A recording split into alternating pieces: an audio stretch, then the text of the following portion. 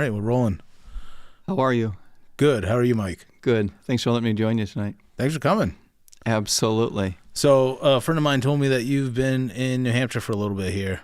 I've been in New Hampshire for several days, and I'll be here several more days. Okay. I like New Hampshire. Why don't you start by telling people who you are and what you've done? And why the heck am I in New Hampshire? That too. We'll get to that, yeah. I am with the Republican Liberty Caucus Okay. since June.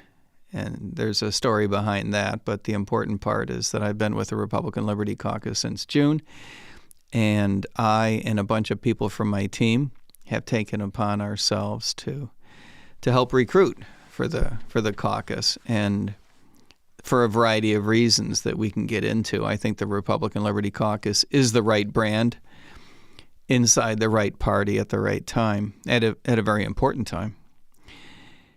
And we have discovered that the route to recruiting for the caucus means making sure that as many states as possible have chapters of the caucus. And I have noticed that New Hampshire no longer has a chapter. And I don't think that's a good idea. I think it would be a better idea if New Hampshire had a chapter of the RLC. So I'm here to find folks that would like to be a part of it, looking for a couple of folks that would like to play leadership role in getting that chapter off the ground, which is not rocket science. If I can do it in Virginia, you can do it in New Hampshire, because I think it's important. So, we're looking for a couple dozen people that would like to get involved. That's why I'm here. And what kind of people are you looking to get involved? Grassroots. The RLC is a grassroots organization. There is, as a lot of your listeners know, Liberty Caucus for the state legislature, right? This caucus is really a misnomer in our case. The caucus was started over 30 years ago. This is the caucus of Ron Paul, and we work very closely with Rand Paul and Thomas Massey and folks like that.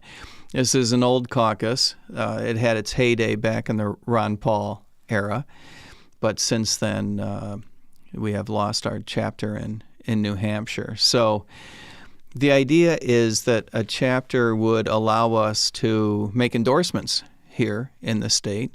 The national board of the caucus is not going to be able to make endorsements in every state and know who the locals are that need to be supported.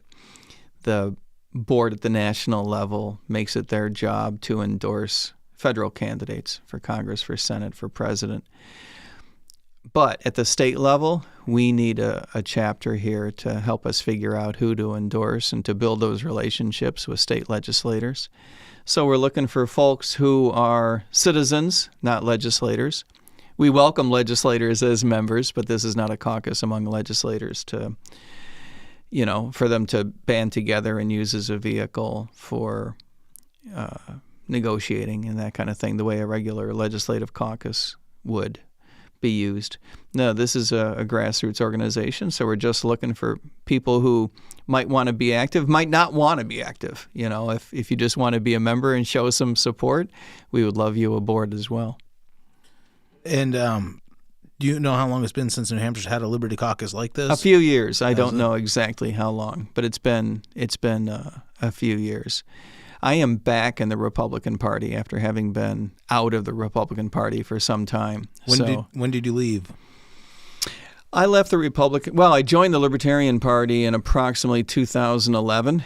Around the time, I was a professional economist for a couple of decades, and as a second career, I became a police officer in around 2010. And it was around that time that I joined the Libertarian Party. I worked inside the Libertarian Party for about 14 years.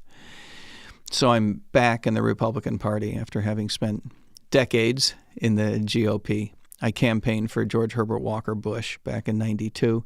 I worked for the White House as an economist in 90, 91, 92 as a civil servant, and spent a lot of time working with and campaigning for Republicans in the 90s and the early 2000s, and left the Republican Party for a variety of reasons. As a young fiscally conservative economist, it was a frustrating time to be a Republican, as you might be aware. So it's good to be back in in the Republican Party, where I think it's my natural home. Yeah, I was in my teens about that time, early 2000s. Yep. When Bush was president, second Bush. Yep. And one of the talking points that Democrats always had against him was how much debt he was accumulating. Yeah. And I mean, nothing's really changed since then, I don't think. No, it hasn't. We've changed, from Republican to Democrat and back, and a couple of times, and every president just accumulates more debt than the previous. Seems like they just double it every time. That is the rule of thumb, that Yeah. it should double every 8 years, right? Don't quote me on that. But yeah, to your point, it accelerates. Not only does each president put on more debt, but more than the previous president. Yeah. So it seems to be a uniparty, bipartisan function to spend our money and do so fairly willy-nilly. So as a economist, what do you think of how things are going right now? It's a disaster. Yeah. It's a political disaster, and I think that around the corner could be a financial disaster that would make what we've been through look like fairly benign potatoes by comparison. I worry very much about what politicians do when we get closer to the government being unable to make a debt payment. And I worry about what happens if that day should come. What would trigger that? Because a couple of things. I feel like so how would you classify your type of your expertise when it comes to, are you a Austrian economist, Keynesian economist? How many different types of economists are there? There are several types. Yeah. I suppose correctly I would be consistent with an Austrian economist because I was trained in what we call the Rational Expectations School, which is a descendant of the Chicago School, which is a descendant of the Austrian School. The Austrian school is also a little bit more known for skepticism in terms of modeling the economy, skepticism in terms of what the government is able to do and what it should do. So there are subtle differences. Mostly, I would just say I'm a free market libertarian. Does that mean like projections, like figuring out what's going to happen? A little bit, and a matter of control. Okay. A matter of control, that the government isn't very good at controlling things and should stop trying. Because I've heard from people saying that basically the debt going up and us printing money doesn't really matter because it's just a number and we'll just keep spending more. Is there They're lying to you. Right. They're either lying to you or they're too dumb to know that they're wrong. So from what you know, like what could... Dumb is kind of a harsh word. I shouldn't have used quite that word, but... So what could trigger a moment where we couldn't make a debt payment? Like what is the recipe for disaster?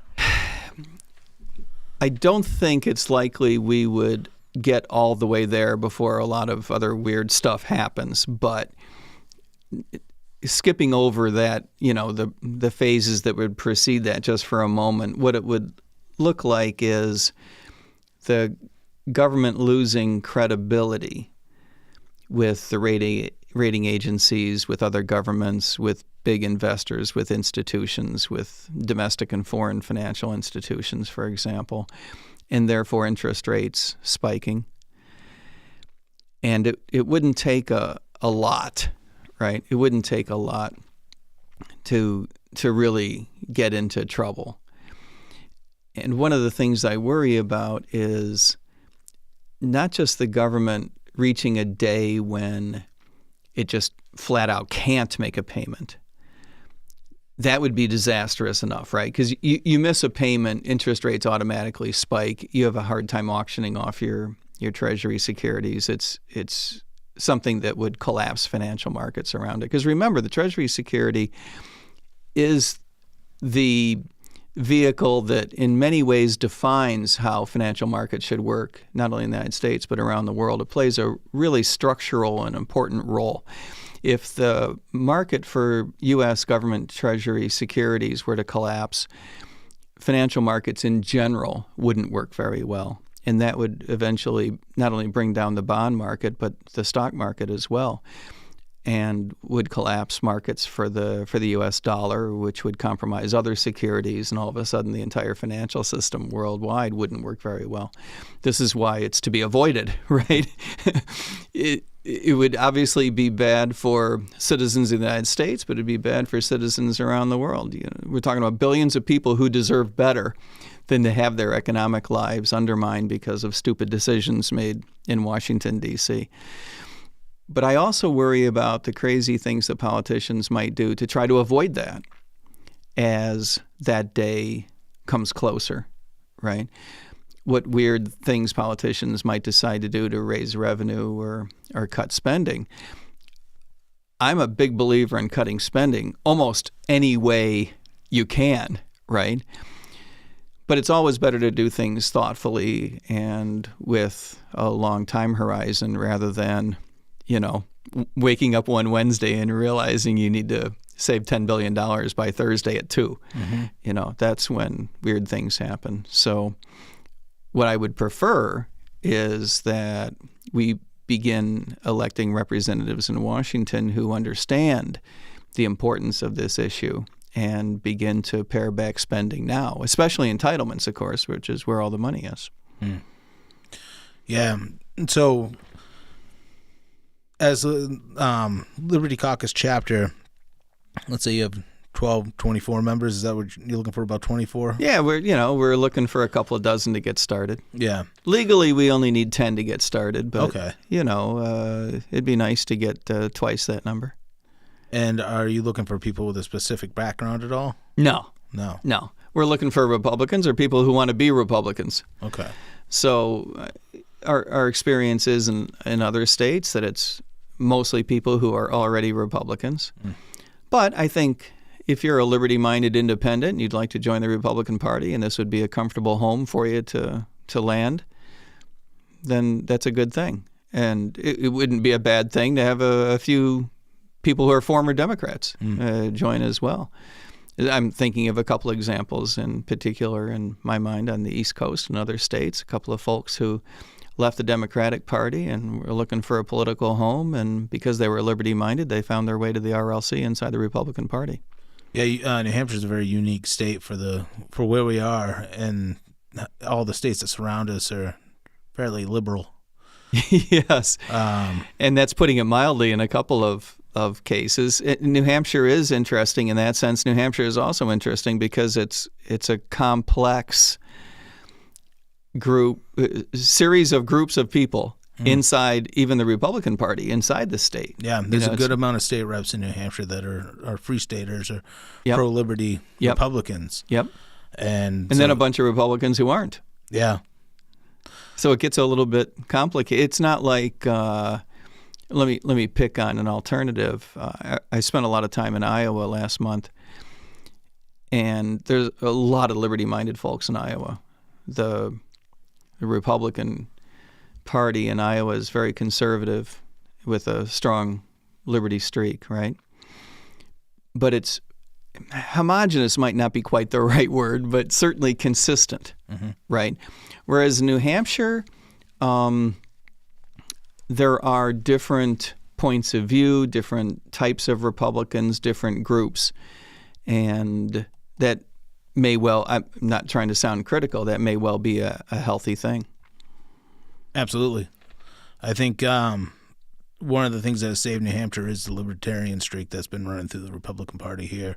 Yeah. And the Free State Project's had a lot to do with that. I know they catch a lot of heat from more establishment Republicans. But it is the wave of the future, though. It really is. As a matter of fact, I would argue that even if you didn't get a single another family to move to New Hampshire because of the Free State Project, and I know that you will, right? Tens of thousands of families are on their way as we speak. But even if that were not the case, I still believe that the future is much more libertarian inside the Republican Party in New Hampshire and around the United States. Yeah. What have you? I lived in Maine for a little bit. Have you paid attention to Maine politics at all? I try not to. Try not to. Yeah. But it imposes itself on your mind, does it not? It's right there. It's right down the street. And I feel like 10 years ago, New Hampshire and Maine were almost the same state. Similar. Very, very similar. Yeah, I mean, politically. They had a sales tax and an income tax, but the mindset of the legislator, I believe, was more conservative then. And now when you see their elections, you know, cycle after cycle, it just keeps moving further and further left. And when you look at the map of New England, New Hampshire is the last place in New England that has a Republican majority in the House. Yep. And the Senate. We have a Republican governor. We have no representation in Washington. Well, not in Washington, no. And that's a weird thing. It is. But do you think that... I think it's a temporary thing, by the way. Hopefully. Yeah, I do. Yeah. But do you think that the Libertarian or the Republican Liberty Caucus, do you think that they will be able to help put somebody in Washington with the demographic that we have? Or do you think that there needs to be more compromise on federal elections to be able to actually flip a seat red from blue? Both. I think there's a lot that has to be done. I think that it's coming. One of them is just a matter of demographics, but you can't rely on that, especially if you want change faster than decade to decade, right? I think a Republican Liberty Caucus can play a role.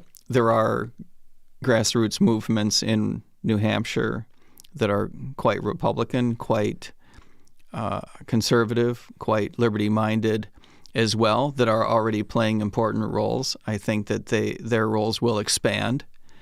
You know, the New Hampshire Liberty Alliance, for example. Yep. These are groups that we want to work with, that we will work with, that I think, with whom we can develop very, very strong bonds and learn to work together. The beauty of the Republican Liberty Caucus is that it has a national brand that has some value at a local level, but we need to be able to extend it into the local level by having state chapters, right? Mm-hmm. That's what that's all about. So, yes, that will be one of the objectives, right? Try to support local candidates, try to support state house candidates, and build the kind of relationships that are necessary for us to do a better job of supporting and endorsing candidates at the federal level. And that's highly doable. It's highly doable. And importantly, I think it's worth pointing out that politics are moving in our direction. You know, you said something really interesting a moment ago that New Hampshire is the last, right? The last holdout in New England as far as conservative politics go. I would argue it's the first, just the first libertarian state. I think others will follow suit, maybe not in New England too quick, but around the United States, I think that you will see states moving libertarian. I think that you will see states that are fairly conservative now. Yeah, you might point to states like Iowa and Indiana that are pretty darn conservative, right? States out west that are pretty darn conservative. I think a lot of states are going to be continue moving not only in a conservative direction, but particularly in a liberty-minded direction. Yeah. New Hampshire, I think, is like a big bullseye for the left, for the Democrat Party to want to just just turn it all blue. If they were smart, they would spend $1 trillion here. But I think that it'll be in a losing effort. I really think that they're looking at a tidal wave. In my view, the Democratic Party's problem is not one of tactics, but fundamental strategy. You know, just fundamental beliefs about how the world works, if you know what I mean.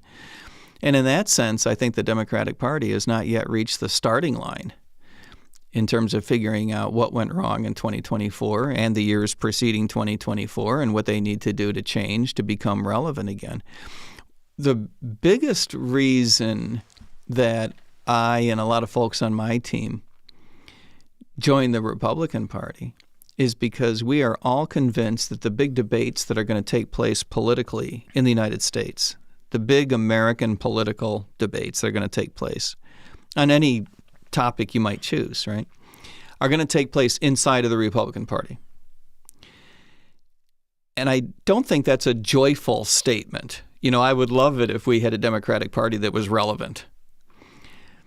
It's relevant politically. It still has a lot of members, right?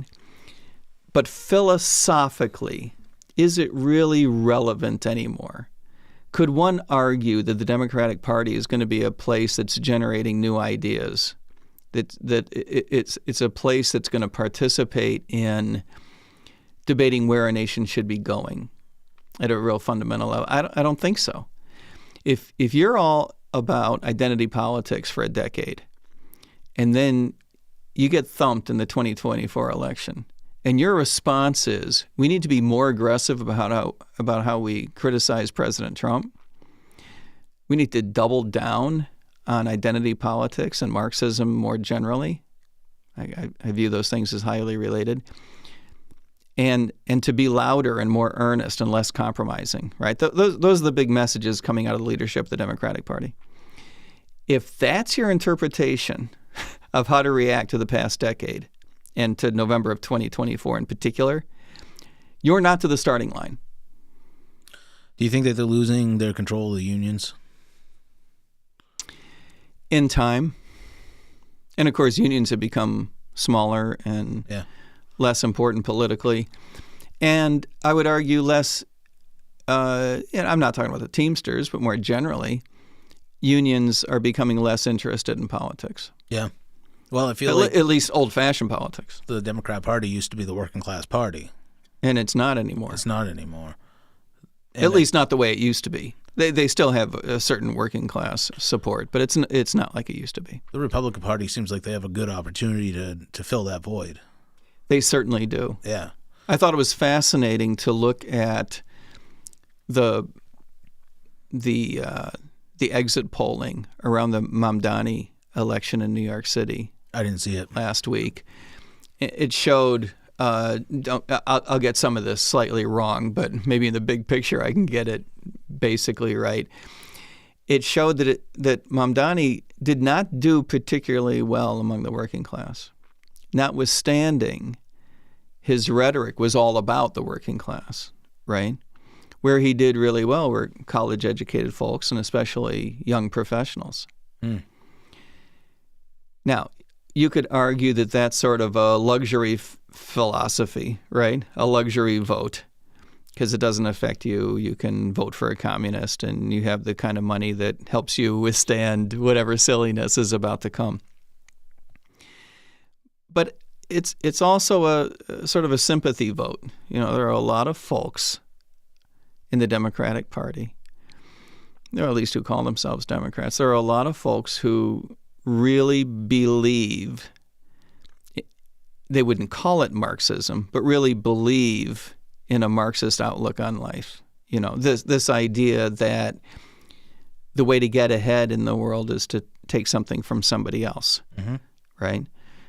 That is an idea that was still in vogue 250 years ago. But if you still believe that that's how economics works, right? If you've missed the last 250 years of economic thought, that there is such a thing as economic growth, you know, that you really can mix labor and technology and capital and land and grow the economy without thumping your neighbor on the head and taking his stuff. If you've missed all that, like you just missed the Enlightenment, you need to either take a class in economics or just join the Democratic Party. Those are your two choices. And there are a lot of people who just still believe this at a real fundamental, around the world, not just in the United States. Well, I think the young people right now don't see much hope in their future. I think that that's true. And why should they? I get that. This is a mess that was started from the Democrat Party, I would say, and the establishment Republicans that have been spending money just as much as the Democrats, and now we have $500,000 starter homes where young people in their 20s who should be having kids and getting married, they're not doing it until their 30s, if they're going to do it at all. And if they do, they're probably going to have one kid, maybe two, because that's all they can afford, you know? So they can't afford new vehicles, which are at least $50,000. It's a very difficult situation for young people. And but remember, they don't know any better.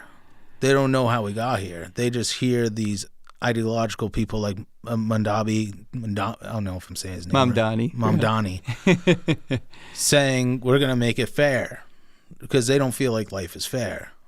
So I think that's what we're up against. So the future of the Republican Party is going to have to be bringing those people in and showing them actual results. And that means, I think, balancing the budget and getting inflation really under control and bringing down the cost of living as well. I agree with you. All those things are critical and doable. It is going to require paring back the government, getting the government out of a whole lot of markets, right? Financial markets in particular. But don't they go to these, if they're going to college and they're learning in college that we're going to make all these things happen just by expanding government, then we're rolling a boulder up a hill. And we're trying to get these young people, because they're the ones that are voting for communists in New York, that's going to spread outward. It is a challenge. Yeah. It is a challenge. Because I saw that in Connecticut right now, they're seeing houses are flying off the market. Yep. The housing market's slowing down everywhere, but people are fleeing New York now, because the ones with money know what's coming. The ones without money are voting for what's coming. And yet there are young people in New York who are just over the moon excited about having a Marxist in power. Exactly, because they've been brainwashed. I think that it will pan out. I'm not too worried that we're going to start electing Marxists all over the United States. New York is a very particular animal. On the other hand, I do think the Republican Party needs to start taking New York more seriously. Mm-hmm. It was not forever ago that we elected Rudy Giuliani. Yeah, 25 years ago. Now, you could argue that, well, he was a great candidate. He was a good candidate, but he wasn't, so extraordinary that nobody else could do that, right? That's not the case. I think that things will roll around. Pendulums do swing. And I think the Republican Party needs to pay more attention to New York City. He was the law and order candidate, wasn't he? He certainly was the law and order candidate after he had been in office for a while, because he was so successful. He was so successful at reducing crime and controlling the police department in a particular way in order to accomplish that. He was so successful that he became a consultant around the United States to cities who wanted to lower their crime rate, which I thought was fascinating, because most politicians look for another political job, right? And he was leveraging his expertise at actually accomplishing something tangible that Americans had a deep interest in. Do you think that the state of New York City right now is particular just to New York, or Chicago? I saw a video today of 2 dead bodies laying in Chicago, and people are just driving by. It's a horrible situation. Portland, Oregon is the same way. There's a lot of the big blue cities that we have. I don't think that. We shouldn't ignore New York, but we shouldn't ignore all these other cities either. Agreed. The Republican Party should pay more attention to some of these cities, because there are going to be huge opportunities. There are going to be huge opportunities. It's also true that the crime rates are coming down in many of these cities. That's because of demographics, not because the Democratic establishment is doing such a great job. One of the things you find when you look at economic data and relate it to crime rates is that the number one driver of crime rates is demography. The crime rates aren't going down because they're not reporting crime? No, crime rates come down because you have less 20-year-old males. Okay. That's what drives the crime rate down. The next thing that drives the crime rate down is a set of prosecutors and police managers who take crime seriously. Rudy Giuliani was right that the old saying was, when there was a broken window, you had to take it seriously, right? That is true. Policing matters. Having said that, the style of policing has to include community buy-in. One of the things you find is that when the community is more receptive to a police department, the police department functions better. When the police department functions badly, the community is not buying what it is that you're selling, and the whole relationship falls apart. Mm-hmm. That has to be handled very, very carefully. Most people in the United States, data bear this out, most people in the United States are not interested in less policing. They're interested in less crappy policing. That's a big difference. So these politicians who talk about defunding the police are missing the boat. Mm-hmm. Now, we don't have as many politicians any longer talking about defunding the police as we used to, including Mamdani himself, who has given up on that idea. But to make it work is not a matter of cutting funding. This isn't, something that you can just handle in a silly fashion. This is a grown-up adult type of function that has to be handled very, very carefully. So sending caseworkers out to a domestic assault, it's probably not the way to go. It's not the way to go. It's a non-starter. By the way, same thing with National Guard. The National Guard and caseworkers are not police officers. Mm-hmm. They have their role. They can help.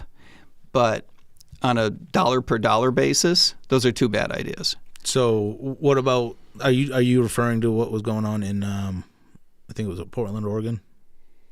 In Los Angeles and Chicago, you cannot send National Guard or social workers and expect to get the same bang for your buck as sending a fully trained police officer, right? If you're going to spend $10 million, you want that $10 million spent as efficiently as possible.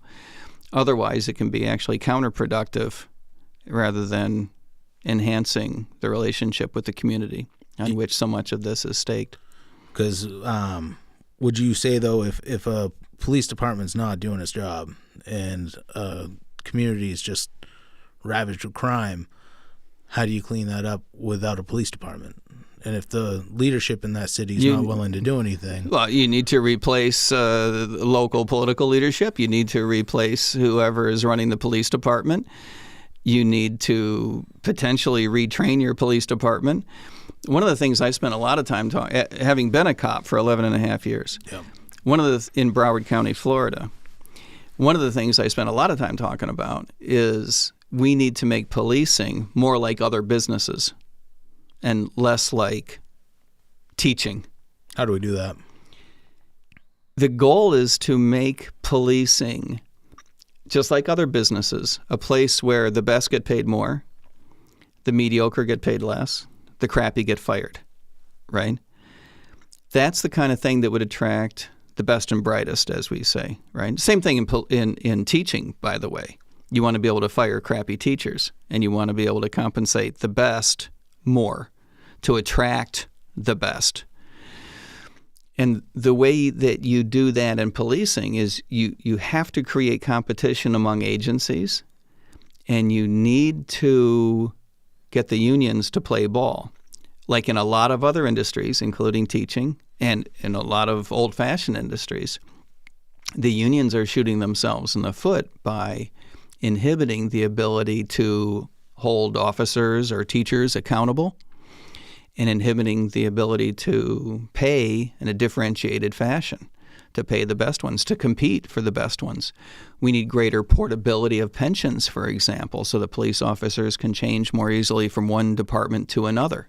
It's one of those things that inhibits competition. What you want is a police department to say, hey, there's 10 officers doing a great job in that other community.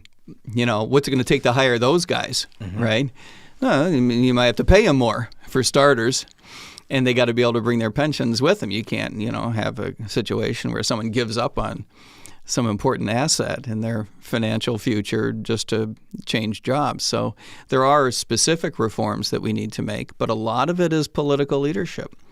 A lot of it is mayors and county execs holding police officers accountable and requiring unions to negotiate to come up with contracts that allow officers to be held accountable and the best to be paid more.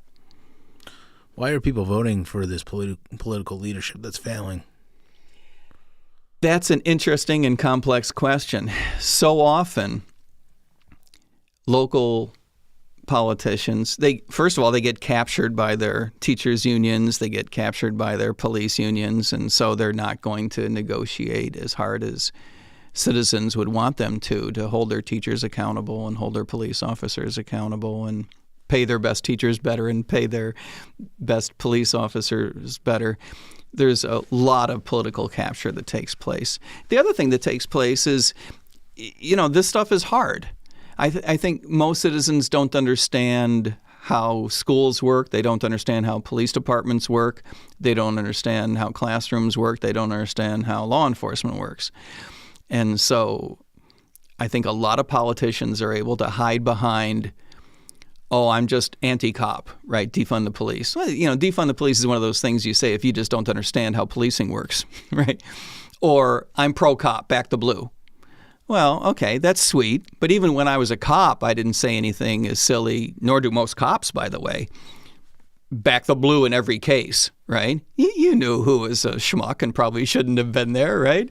Nobody would argue. In any business, think about whatever industry you work in, right? You're going to tell me that there aren't people in your industry, in your business, that probably shouldn't be there, who probably should be doing something else. It's just natural.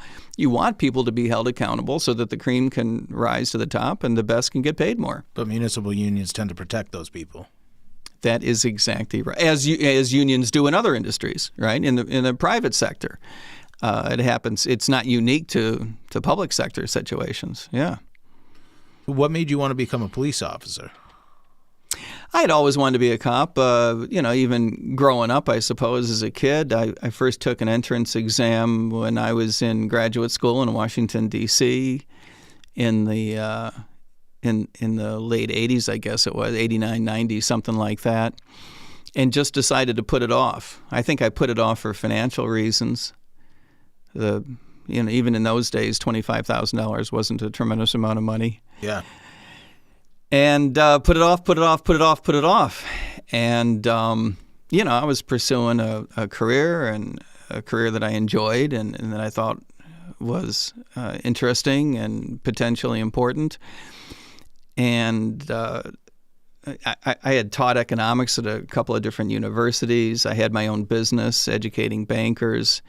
I worked in Washington for a trade group. I worked in finance for a long time.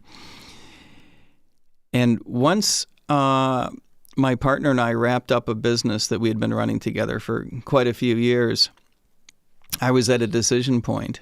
And at 49, you kind of have to poop or get off the pot. It's a young person's profession. Mm-hmm. And I thought if I put it any longer into the future, I'm not going to be able to do it, right?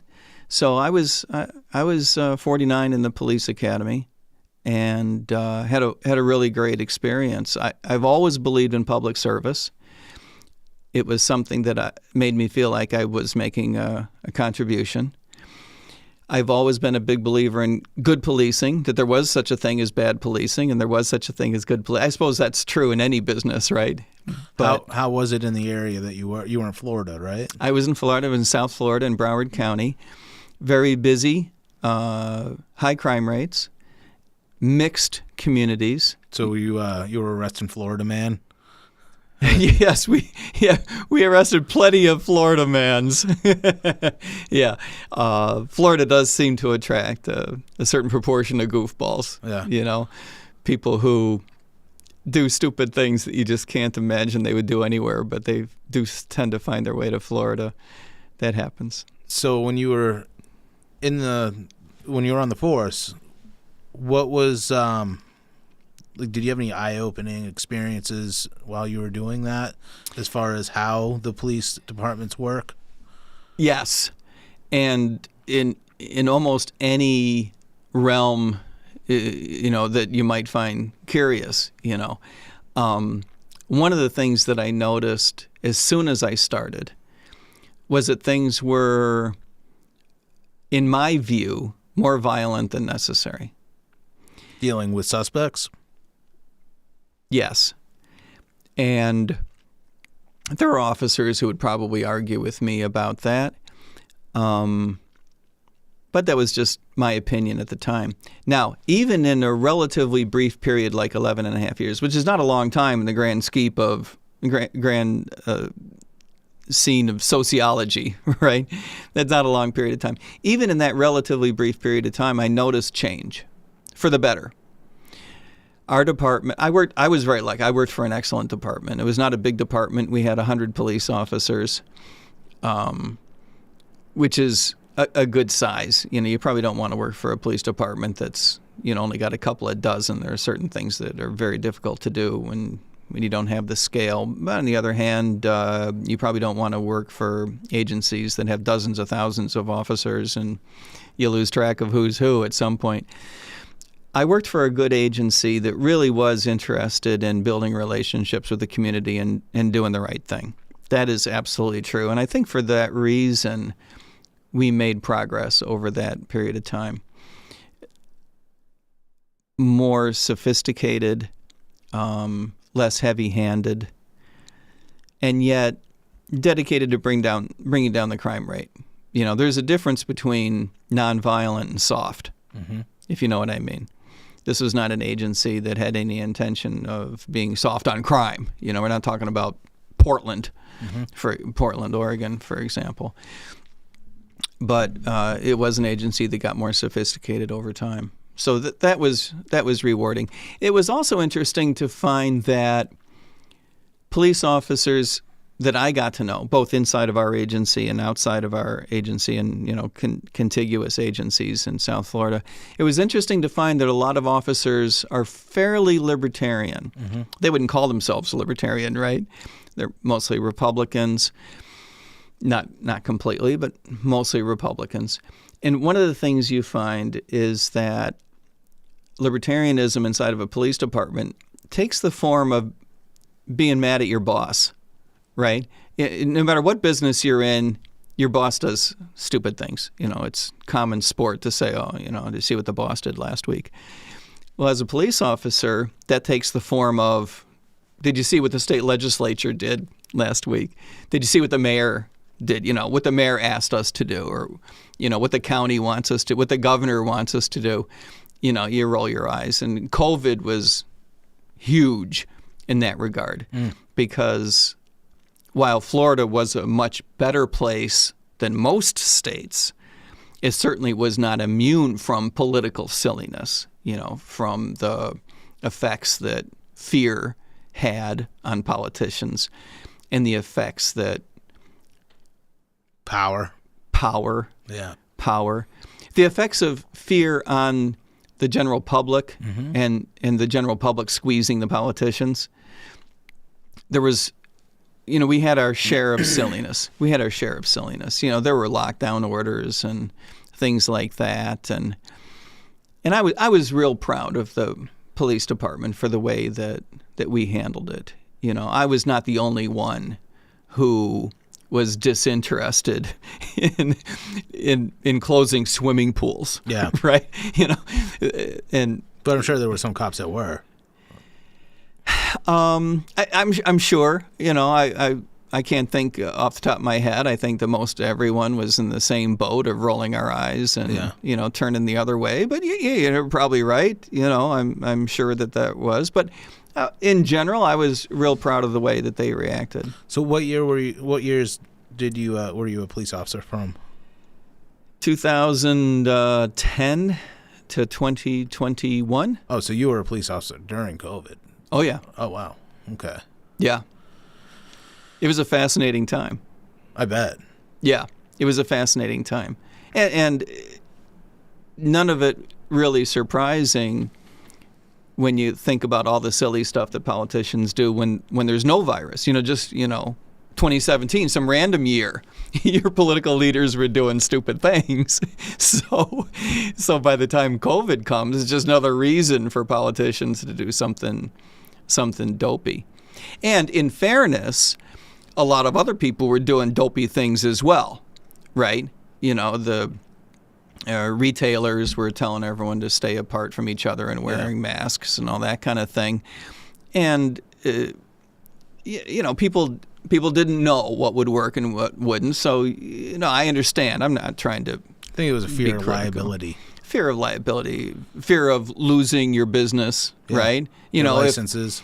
If a third of your business is people who are crazy worried about COVID, then if you don't want to lose that third, then I guess you have to. I don't know. I haven't run a grocery store during COVID, but I get it. Janet Mills went mad with power during COVID, where she was threatening everybody's business license if they didn't comply.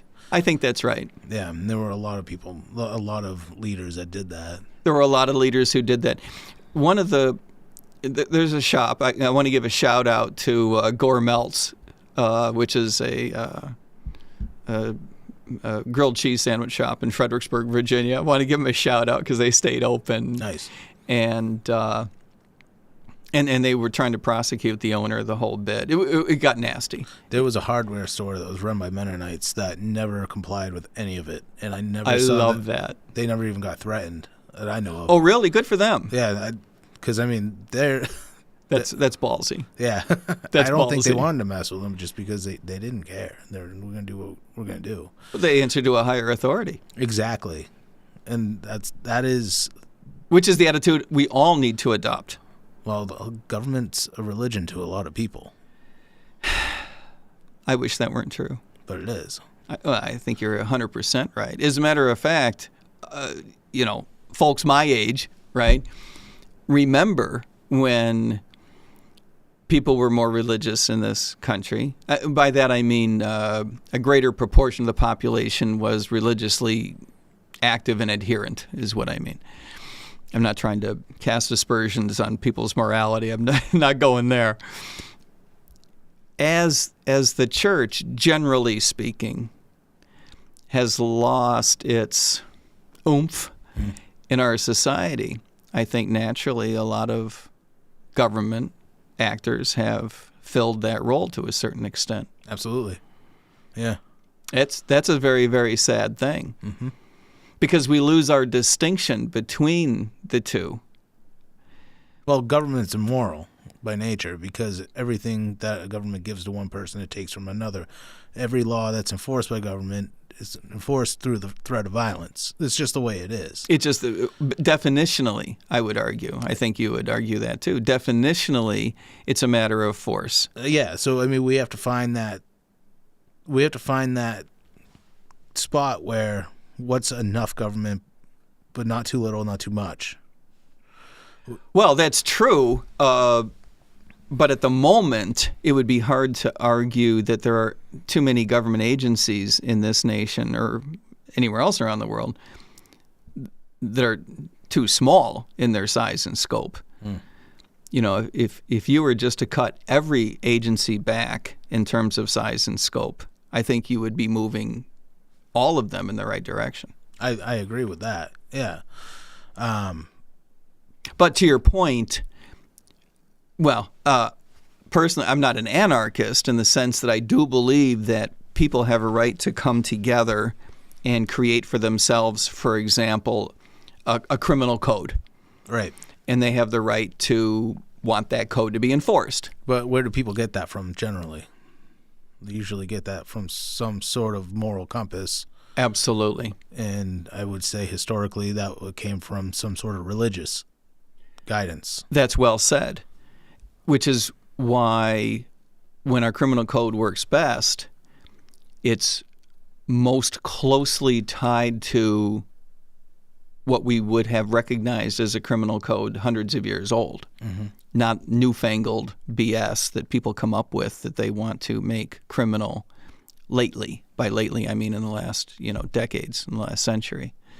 So I agree with that point completely. I also think it's true that it is a community's right, people's right to come together as a community, but also their responsibility to impose their moral compass on their government agency. Mm-hmm. And one of the ways, we almost got to this a moment ago, and I failed to make the following point. One of the ways that we need to do that is to make agencies more competitive with each other, not just officers within an agency, but we need to get better at being able to fire an entire agency, which is an extremely difficult thing to do in most places in the United States. In the United States, in many places, you don't have another option, right? You got the sheriff's office, love it or shove it. And if you're mad at the sheriff's office, you can vote the sheriff out. Right. Which is good. That's better than nothing. Yeah. Right? But in a lot of places, like the city where I worked, the city had its own police department. Another option was to hire the sheriff's office. And the mayor would tell us that, in effect, once in a while. We're considering replacing the police department with the sheriff's office. So everybody tighten up. Okay, that's a good thing, right? That's a vehicle by which to hold an agency accountable. In my view, we need more of that. And that's just one way, not the only way, maybe not even the best way, but it's one way for the community to impose its moral compass on the agency. You don't want a police agency adrift to figure out its own moral compass. Yeah.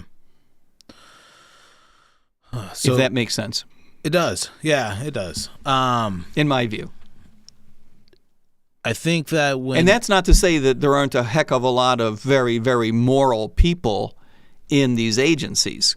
I'm not trying to be disparaging of huge groups of people in one swoop. There are a lot of great teachers, a lot of great cops, a lot of great accountants working in municipalities, and public service is not a bad thing. But you need better ways to hold these folks accountable, in my view. Well, if you go to the federal government, the OSS, I believe, was the CIA. It was the CIA prior. Precursor, right? Right. And I think they just shut that down, or they just evolved it into the CIA, and it kind of just grew into a bigger. Exactly. And then we've had a lot of federal. Speaking of agencies that we don't do a very good job. Federal agencies. In terms of holding them accountable. Yeah. Right. Look at the ATF. Look at the FBI. The FBI's been around. All of them. Yeah. All of them. But I don't want to make your show completely off the rails, but there are a lot of, let me just say this, a lot of folks believe the CIA played a role in assassinating President of the United States. Kennedy, yeah. That is the ultimate in not holding your agency accountable, right? Mm-hmm. That's the reverse. That's allowing an agency a mind of its own that decides the political course instead of the political course holding an agency accountable. It's completely backwards. What's it been, 70 years since 60 years? Mm-hmm. And we still aren't told all the information about the Kennedy assassination. That's right. Yeah. But there is a lot to read to illuminate things. Such as? My friend Jacob Hornberger has written a great deal about the autopsies, for example, and the investigation that came afterward. I would suggest that people look at the YouTube posted confession. Oh, so you're talking about stuff we already do know. Yeah, that we already know. Yeah. I mean, there's stuff out there, right? Mm-hmm. But to your point, there is plenty that people know that has not been completely disclosed. I mean, if you look at the Epstein files, why isn't the Trump administration to release the Epstein files? And there might not be any Epstein files. Why would, if any government was involved in that, why would they keep files laying around that would incriminate them? That's an interesting question. That doesn't mean that there aren't files. But to your point, you may be onto something. There are answers to that. One answer is there's a big difference between civil servants and political appointees. Mm-hmm. So without knowing the answer to your question about whether the files exist, I think at this point we really don't know. Or certainly we don't know what's in the files. Yeah. Right? Maybe that's the better way to say it. But it is possible that there is important material in those files. And the reason that those files have been maintained and not destroyed is because there are civil servants who are aware of what's in the files and they don't want to throw them away. Mm-hmm. That's maybe an optimistic view because it suggests that we will eventually know. I think this is a big issue. Personally, I know a lot of folks are sick of hearing about the Epstein files. I think it's a very important issue. And for both reasons, in the sense that it is symbolically important. And I think it's important because the size and scale of the crime that was committed. I think it's a big deal. including the cover-up. And those crimes could still be going on, just different people associated with them. Absolutely. Absolutely. And if you were to include as related crimes the cover-up, absolutely still going on. How long do you think it's been since we had a government that actually represents the people on the federal level? It's a matter of definition, but it's an interesting question, isn't it? Let's see if we can come back and answer that in a moment, but let me tell a funny story against myself at the moment. When I was 13, 1974, I think I was the last person in America who thought that Richard Nixon couldn't possibly be a criminal. Right? Couldn't possibly. You know, when you're 13's a funny age, especially in those days. 13 these days is not quite the same thing. But in those days, 13, you were old enough to understand, at least in broad strokes, what was going on, right? You understood the words. But you were still naive, right? At 13, you know, the world is supposed to be a certain way.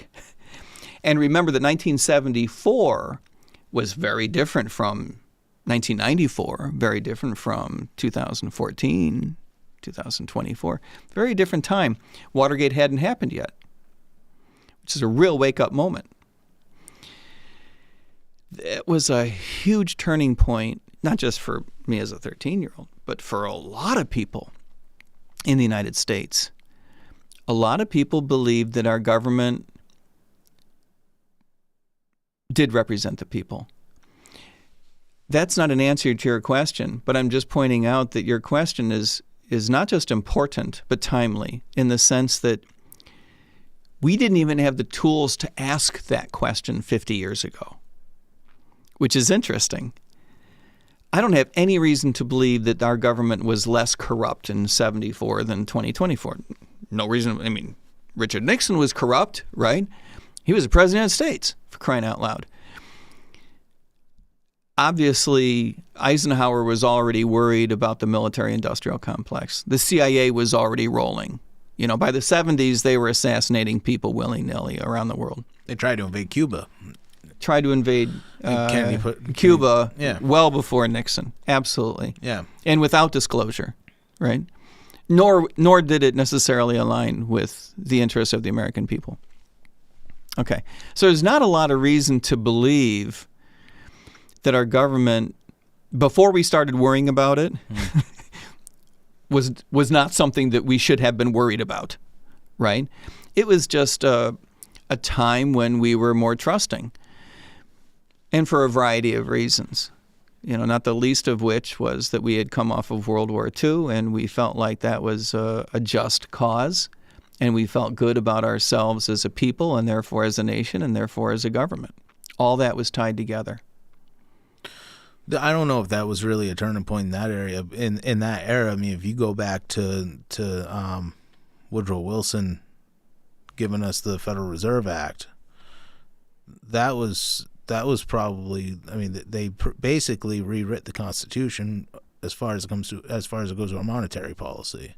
Absolutely, absolutely. So you worked in the first Bush administration. That's right. What was it like as a civil servant? But yes, during the Bush administration. So what was it like going to Washington, working with the Bush administration, and having the thought process that you do, and being in that whole system? It was interesting. Was it discouraging? It was discouraging in the 90s for me personally. In the 80s, the discouraging part was learning how unsophisticated the world was, learning how unsophisticated Washington is. That was discouraging. Can you elaborate on that? I came out of engineering school and business school, went into banking. After a couple of jobs in banking, I went back to graduate school to study economics. And I was in Washington. I went to grad school in Washington. I had been in banking in New York and New Jersey. So I'm in Washington, and I start doing contract work for some of the agencies, the Overseas Private Investment Corporation agency of the federal government, the World Bank, the International Finance Corporation, which is another multi-international agency. A little contract work for the Office of Management and Budget at the White House. And one of the things that you are immediately impressed by if you're a young professional, I'm in my late 20s at this point, is that the vast majority of people in Washington don't understand finance. And I don't mean they would be befuddled by a conversation with the Federal Reserve Board. I mean they don't understand how mortgages work. I want that to sink in. You've got a lot of people making very important, not decisions, but making contributions to the development of policy who really don't understand fairly basic principles of economics. That's discouraging. In other words, you're discouraged by your first couple of years in Washington, irrespective of the policy decisions being made. I don't care if you're a Republican or a Democrat. You could be the most conservative, most liberal, most libertarian, most statist. You could be a Marxist. You've got to be discouraged by the extent to which people in Washington understand how the world works. Washington, D.C. is the most educated place on the planet, the metropolitan area. Huge proportion of attorneys, advanced degrees in policy stuff and economics PhDs, the whole kit and caboodle. Ivy League educated people all over the place, very smart people who don't understand how the world works. It's fascinating. Is it because they live in a bubble? It's because they never had a job. So they don't need it. They don't have mortgages, is what you're saying? I think they probably have a mortgage. They don't understand how it works. Huh. I don't think they understand how the interest rate is set. I think they probably figure the government sets in, they don't understand basic supply and demand. And if you were to explain supply and demand to them, I don't think that they would understand that it applies to financial markets like it does anything else. Imagine in this environment trying to explain to someone that someday Fannie Mae is going to go bust. Trying to describe 2007, right? In 87? In 87. Even though it's coming, to say that I knew it was coming is not to say, Mike, you're so smart, you take so much credit for seeing the world. No. Most PhD economists who studied finance knew that 2007 would eventually happen. You don't know exactly how it's going to happen, what the trigger is, right? But it's not like the basics weren't painted on a wall, right? You've got these huge bank portfolios of untested types of credit that the federal government had pressured everyone into, all these loans to people who had not qualified for loans just 5 years earlier. All of a sudden, you've got bank portfolios that are twice as big as they used to be because they have all these credits to people that wouldn't otherwise have qualified. But everybody's making money, so why ask any questions? Everyone's making money, don't right. Fannie Mae is buying all this paper, and Fannie Mae is running around with like 1% capital, 2% capital, when the banks are running around with 6 and 7% capital. So if Fannie Mae gets into trouble, the institution's going to go down. Fannie Mae doesn't need a lot of capital because everyone believes the Treasury Department would back up Fannie Mae if the poop ever really hit the fan, which turned out to be true, of course. So Fannie is raising money by the billions. $1 billion is a lot of money in those days. So they're raising money by the billions. Now you got this $100 billion organization buying crappy paper from the banks and standing behind it all. And all of that paper is valued on an open market. So if there's ever a recession, that paper can go south, and it did, and it brought down, giant organizations, Fannie and Freddie. things that you could see coming over the horizon, right? Imagine trying to explain that to someone in 1987 who didn't understand how mortgages work. That can be a pretty discouraging. It's not a matter of being libertarian or conservative or liberal. For me, the frustration over the decisions being made that I didn't like, that came later in the 90s, when my own party was proven to be not very fiscally conservative. And then, of course, the prosecution of wars that I personally believe do not align with the basic underlying ethics of the American people. It's a lot to bite off. And, one of the things I learned in Washington is that you have a lot of people making decisions about things they don't understand very well. And when it's in an area that you understand, you can see that, right? So for me, being a financial economist, if, people making decisions about bank regulation, for example, and, you slap your forehead, you roll your eyes, I can't believe, that they did this sort of thing. Okay, that's a very narrow window. That's just let's focus on bank regulation for a minute, right? How financial institutions work in the relationship with the federal government. That's a fairly small slice of the overall policy pie, right? But that is screwed up.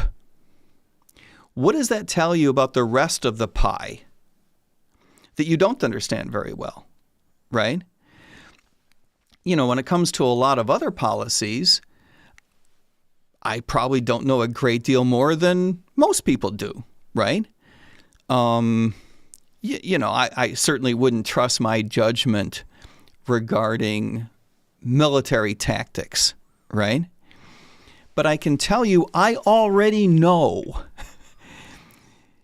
that the one slice of the policy pie that I really understand very well is handled really poorly by really poorly educated people who think they understand things a lot better than they actually do.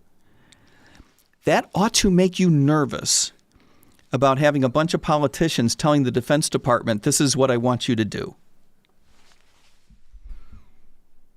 That's scary. It is scary. Yeah. And that's, I think, the answer to your question about what it's like to go to Washington. Yeah. The other problem with Washington is a cultural one. Let me draw a contrast. In New York, everything is about money. Everything is about how much money you have, how to get it, how much money you make. People compete to make more money. Now, you can argue that's a good thing. You can argue that it's a bad thing. I'm not trying to be judgmental. It's just you feel it, right? To be in New York is to feel that there's a lot going on in people's brains regarding money. Okay. In Washington, it's not that way. It's all about who you know, whose name you can drop, who you can meet. You're constantly asking your friends, can you get me a meeting with so-and-so? That's what it's all about. It's not about how much money you make. It's not even really about adding value to the world. It's about climbing a ladder. So that feeling of it being a zero-sum game, right? Politics is a zero-sum game. The rest of the world's industries are not. The rest of the world's industries are typically about growing your business, right? Making more money. Fundamentally, you need to learn how to add value to someone else's life so that they pay you so you can make a lot of money and get rich. That's how, economics is supposed to work. But when it comes to politics, you're not growing the pie, right? You're not making the world better off. You're just trying to displace someone from a different party so that you can have it, or displace someone from an appointed job so that you can have it. That's all it's about. Sounds pretty cutthroat. That's all it is. And it's nasty. It's nasty. When my family and I moved, we left Washington when the kids were little. When I left the White House, I went to work for a trade group, And then a buddy of mine and I, we started our own business and mostly educating bankers and doing a little strategic consulting for some nonprofits on the side and some financial institutions on the side. But most of it was educating bankers, conferences and stuff like that. And I quickly realized I could live anywhere. You know, the internet had been invented just in time, just in the nick of time. And so, we packed up the kids, we moved to Florida. That felt better. I bet. I wouldn't want my kids in that type of environment. Yeah, that felt better. The public schools in Florida suck. You know, that is true. People will tell you that, and it is true. And I noticed the difference because the public schools in Northern Virginia were fantastic. So you weren't living right in D.C., you were in Northern Virginia. When the kids were born, I moved out to Arlington and took advantage of the public schools. And that was a good move. But still, at that point, it made more sense. We had family in-laws in Florida, and so that was a good move for us. That was a good move for us, just to get away from the D.C. feel. What type of things were you teaching bankers? Hodgepodge. We ran a credit card portfolio management conference. We had mortgage portfolio management. We had regulatory issues, securities operations management,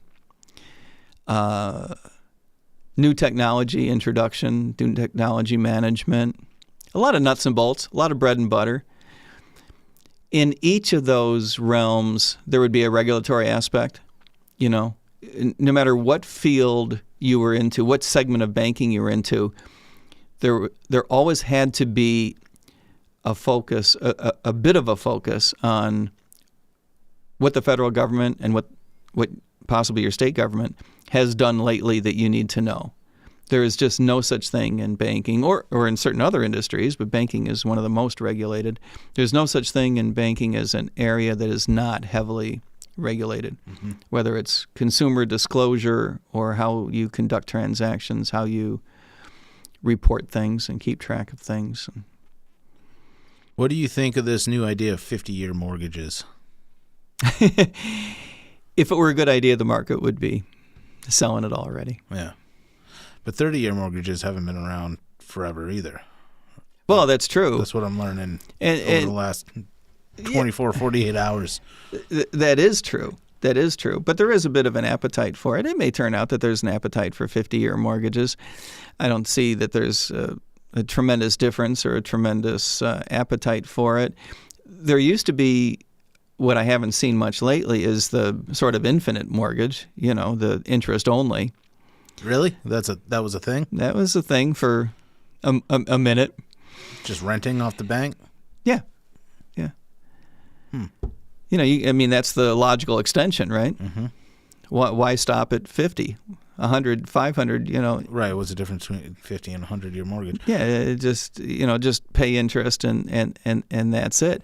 The beauty of extending it is that the monthly payment obligation is smaller. That doesn't mean you can't make a larger payment. Right. But for a lot of folks, they will naturally defer to what that option is, especially in a world of automated payments.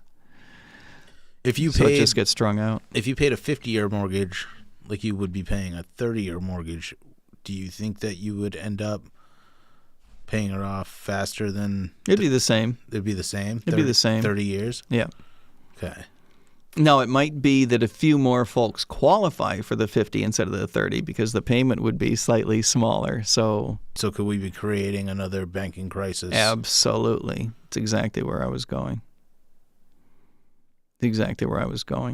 But the big reason we had the crisis in 2007 was because the pressure from the regulators to extend credit to folks, not just pressure from the regulators, but turning a blind eye. People were getting multiple mortgages when they shouldn't even had one. Absolutely. First and second. I did it myself. Absolutely. Oh, I really? remember. Yeah, absolutely. When we bought a house in Florida, right? We took every penny from the sale of the house in Virginia. And took all of that credit card debt. I mean, I was borrowing against anything, right? I was looking under rocks for money. Borrowed from friends, scraping it together. Bought a house with no mortgage. Think about that. Mm. Now, I say no mortgage. Yeah, I owed a lot of people, like the credit card company, but we didn't have a mortgage on the house. Okay. The house soars in value, right? Good luck. Things are looking good. I went and took out a huge mortgage against the house. Huge. I'm be embarrassed to say how large it was. And bought 2 condominiums on the beach. So now I'm leveraged to the hilt.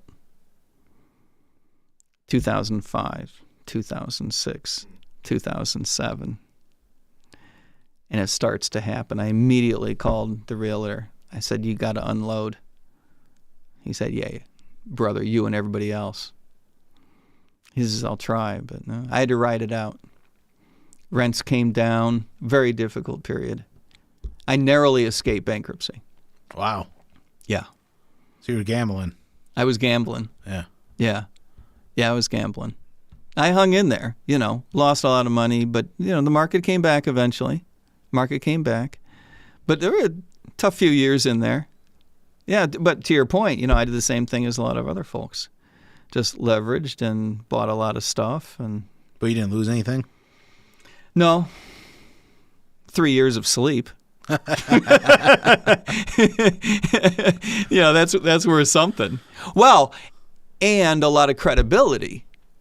I mean, I was a financial economist. It's my job to teach money and banking, right, at the university level. And, here I am. Robbing Peter to pay Paul. Yeah, exactly. As a matter of fact, once it became funny, meaning on the other side of, once you get to 2010, you got out of the woods. Once you're out of the woods. I mean, it's not funny in the grand scheme of things, but at least I knew I wasn't, going to go to debtor's prison by 2010 and 2011. When I would teach grad students about Fannie Mae, I would draw a half-ass map of the United States on the chalkboard and say, now here's Florida. And then I would zoom in. Here's Broward County. And I would zoom in further.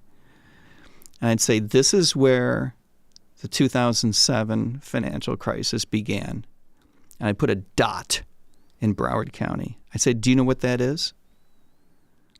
That's Mike's condos.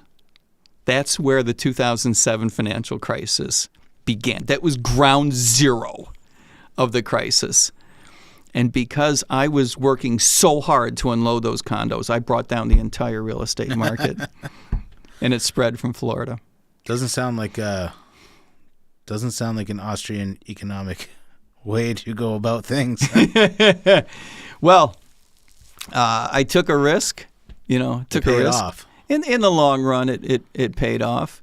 At the depths of the recession in 2000, well, I shouldn't say the depths, as we were coming out of it, around 2010, I bought a house that needed rehab.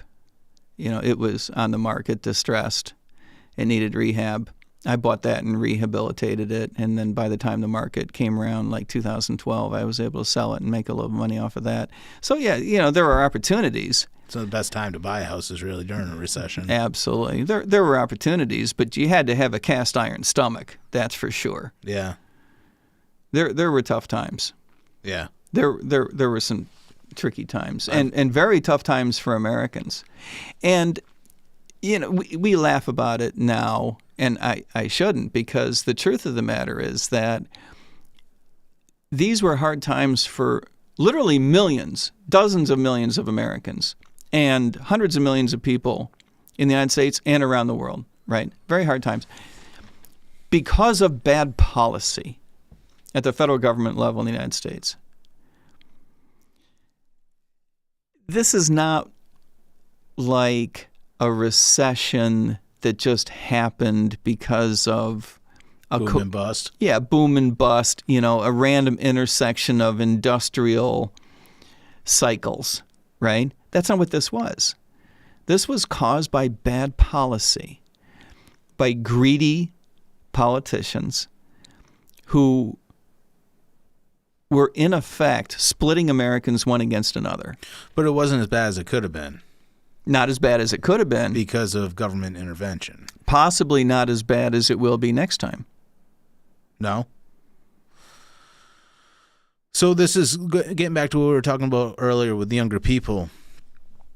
I remember those times, and I remember seeing T-shirts in the gas station saying, "Where's my bailout?" Because people were losing their homes. But the banks got to go right to. These are the banks that squeeze people in their mortgages every single month with absolutely interest. Right. When you pay your mortgage and 10 or maybe 15 or 20% of it actually goes to the principal, and then a majority of it goes to interest. And when you first start out, almost none of it goes to exactly. principal. Yeah, I think my mortgage goes up. My principal goes up like $1 every month. You know? I'm like, oh man. Yeah. So when you see something like that happen, it's infuriating. And now, oh, of course it is, and it should be. And young kids weren't even alive for that. You know, and the inflation that we're seeing today goes back to that. Some of it does. Of course it does. A lot of it has to do with COVID as well. A significant as amount does, because the Federal Reserve had to buy a lot of that Fannie and Freddie paper. Mm-hmm. Just like the bad loans. The bad loans. The loans that Fannie and Freddie had bought, and then they went bad, and the Federal Reserve had to buy the paper from Fannie and Freddie. Just like the Federal Reserve monetized all kinds of Treasury securities coming out of COVID, during COVID. Didn't China buy some of our bad loans too? Of course. Praise the Lord. So, yeah, here we are with all of this inflation, a legacy from bad fiscal decisions made by the federal government. And the people who caused it were basically rewarded. In many cases, well, certainly not punished, right? They were rewarded. Went to jail. Exactly. They were rewarded in the sense that they got paid handsomely for building up these portfolios and then escaped punishment when they all went south. And it's particularly annoying. You know, you point out the bailouts that individuals didn't get, but institutions did. You miss a mortgage payment, they take your house. Of course. You run your company into the ground, it goes out of business, and it should have been the same for the banks. Of course. And the fact that that's not the way it was handled, you know, a couple institutions were allowed to go down, but the vast majority were bailed out. Because of that, you sow the seeds for the next wave. So what would have been the scenario? Let's say that for Fannie Mae and Freddie Mac, they were allowed to just go on. Fail. Fail. What would that have looked like? It would have deepened the recession, right? It would have made things worse. And that's why it wasn't done. Mm-hmm. But it would have helped prevent the next time. If you had signaled in the 90s, in the 2000s, that we were going to let Fannie and Freddie fail if anything ever happened, they would have been forced to build up capital to prevent themselves from failing. But we didn't do that. We let it, in effect, be known. It was only a hush and a whisper, but it was enough for financial markets to hear. We let it be known that the Treasury Department would back up Fannie and Freddie. That's a very bad thing. We need the federal government to stay out of these markets so that these institutions can be held accountable, so that they won't do the stupid things that they do. Not just because you want certain individuals to be punished. I get that. There is an ethical matter there. But as an economist, let me back burner for a moment the ethical issues. Our economy doesn't work as well as it should because we have financial institutions, and in many cases other businesses, making stupid decisions because they can, because people will give them money, because they can trust these institutions to pay them back, because these institutions, in effect, have the backing of the federal government. That has to stop. That's one of the big reasons why we need to change the Federal Reserve System. I've spent a lot of time saying we need to end the Fed, but at the very least, the first step is to end the way that it works. We need to stop the Fed from being able to bail out institutions. We need to stop the Fed from being able to create money willy-nilly.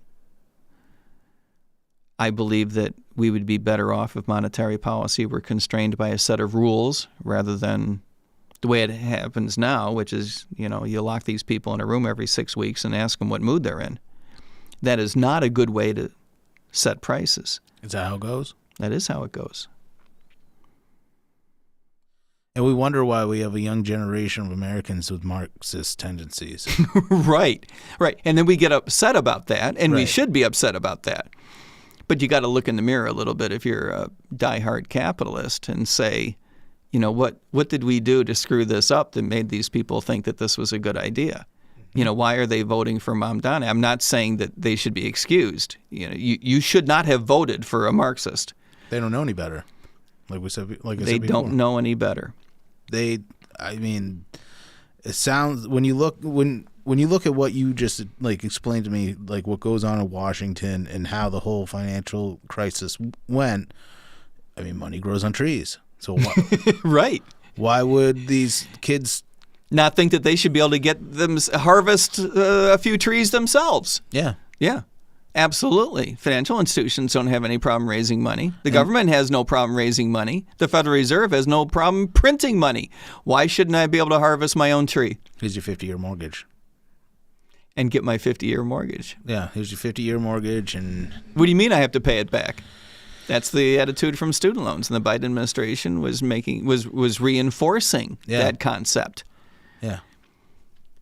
That you should be able to borrow money, and whether it gets paid back or not is a political construct rather than either a financial construct or an ethical construct. It was a political construct, whether you had to pay back your student loans. That's a weird thing to put in young people's heads. Yeah. Well, I mean, if you're going to do that, why do I have to pay my car payment? Why do I have to take responsibility for any of the decisions I make in my life? Exactly, and that's what people are starting to disconnect from. Mamdani said something that I found fascinating the day after the election. I'll get the quote slightly wrong, but you'll get the point. He was going on about no New Yorker should be without the dignity of having a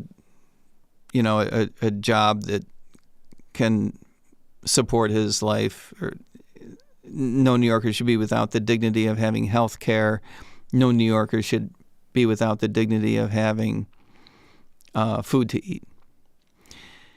And then he said,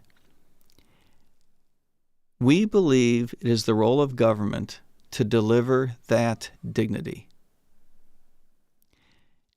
That made me sit up in my seat when I heard him say that.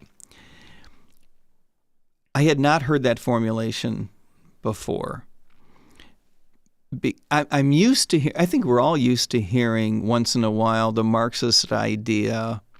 I shouldn't say Marxist, but socialist idea that it's up to the government to make sure that you have enough food and enough money and health care. None of that is terribly shocking, right? It might be annoying to you, but you've heard that before. Healthcare is a human right. Healthcare is a human right. Good. Yeah. Good one. But when he said, we believe it is the role of government to deliver that dignity, that felt deep to me. I don't mean everyone in the United States ought to have a Christian worldview. I'm not quite going there. But someone who was raised before last week, you are not used to hearing that dignity comes on a plate, that someone can give you that here's your pile of dignity, right? I served up some dignity, and never mind who delivers it, which is an important concept. Let's abstract away from that just for a moment. And, let's skip the idea of who is, whether the government or anybody else. The whole idea that somebody can give you your dignity, I found deeply offensive at a real moral level. Not as an economist, right? You don't have to be an economist to, or you don't, I mean, anyone who can speak English, who knows what the word dignity means, and I suppose we all have a different definition of dignity, right? But the whole idea that another person can give you your dignity, I found antithetical to the meaning of dignity. Well, everything the government gives to one person, they take from someone else. So whose dignity are they taking away? Good point. There's some schmuck out there running around with no dignity because the government took it and gave it to someone else. Hey, that's my dignity you're running around with. Yeah. That's a funny, I hadn't thought of it that way, but you're right. If the government giveth and taketh away. And that's the whole thing with the government shutdown right now. Everybody's freaking about everybody that was freaking out about SNAP benefits and the subsidies for the healthcare industry, which it's been so long since Obamacare was put into play that people forgot that those subsidies didn't exist before. And these specific subsidies were only since COVID. Oh, were they? Yes. The ones that the Democrats are all upset about the subsidies expiring, we're only talking about the temporary subsidies that were put in coming through COVID that were supposed to sunset. That was the basic idea. Not only were they supposed to be temporary as a philosophical matter, just to get us through COVID, but they were supposed to be temporary in the sense that they wouldn't trip the budget control law. In other words, if they had been made permanent, right, then instead of, I guess it was 5 years of subsidies that had to be paid for one way or another through taxes or something else, they would have had to have paid for all 10 years, but they decided to only pass 5 years of it so that they get out of the obligation of figuring out how to pay for the other years. This was explicitly temporary. Huh. So now that it's expired, not only do they want it to be permanent, and, as a philosopher, again, we're used to hearing socialists, so no one should be surprised. There's a debate to be had there. Fine, I get it. That's a food fight, and socialists and capitalists can punch each other in the face and have that discussion. Fine. That's not really the fundamental problem. The fundamental problem is the dishonesty. The dishonesty of passing a law with the express intent of sunsetting in 5 years. And then at the end of that 5 years saying, it's so important that we extend this permanently that we're going to shut down the government over it. I find that so dishonest, even by political standards. But they're not being passed. No. Which is good for the Republicans for holding out. Have we ever seen that happen where there's a tax or... Have we ever seen that where there's a it doesn't get extended? Yeah. Well, like the Trump tax cut was temporary and it just got extended. Well, the income tax was. Yeah.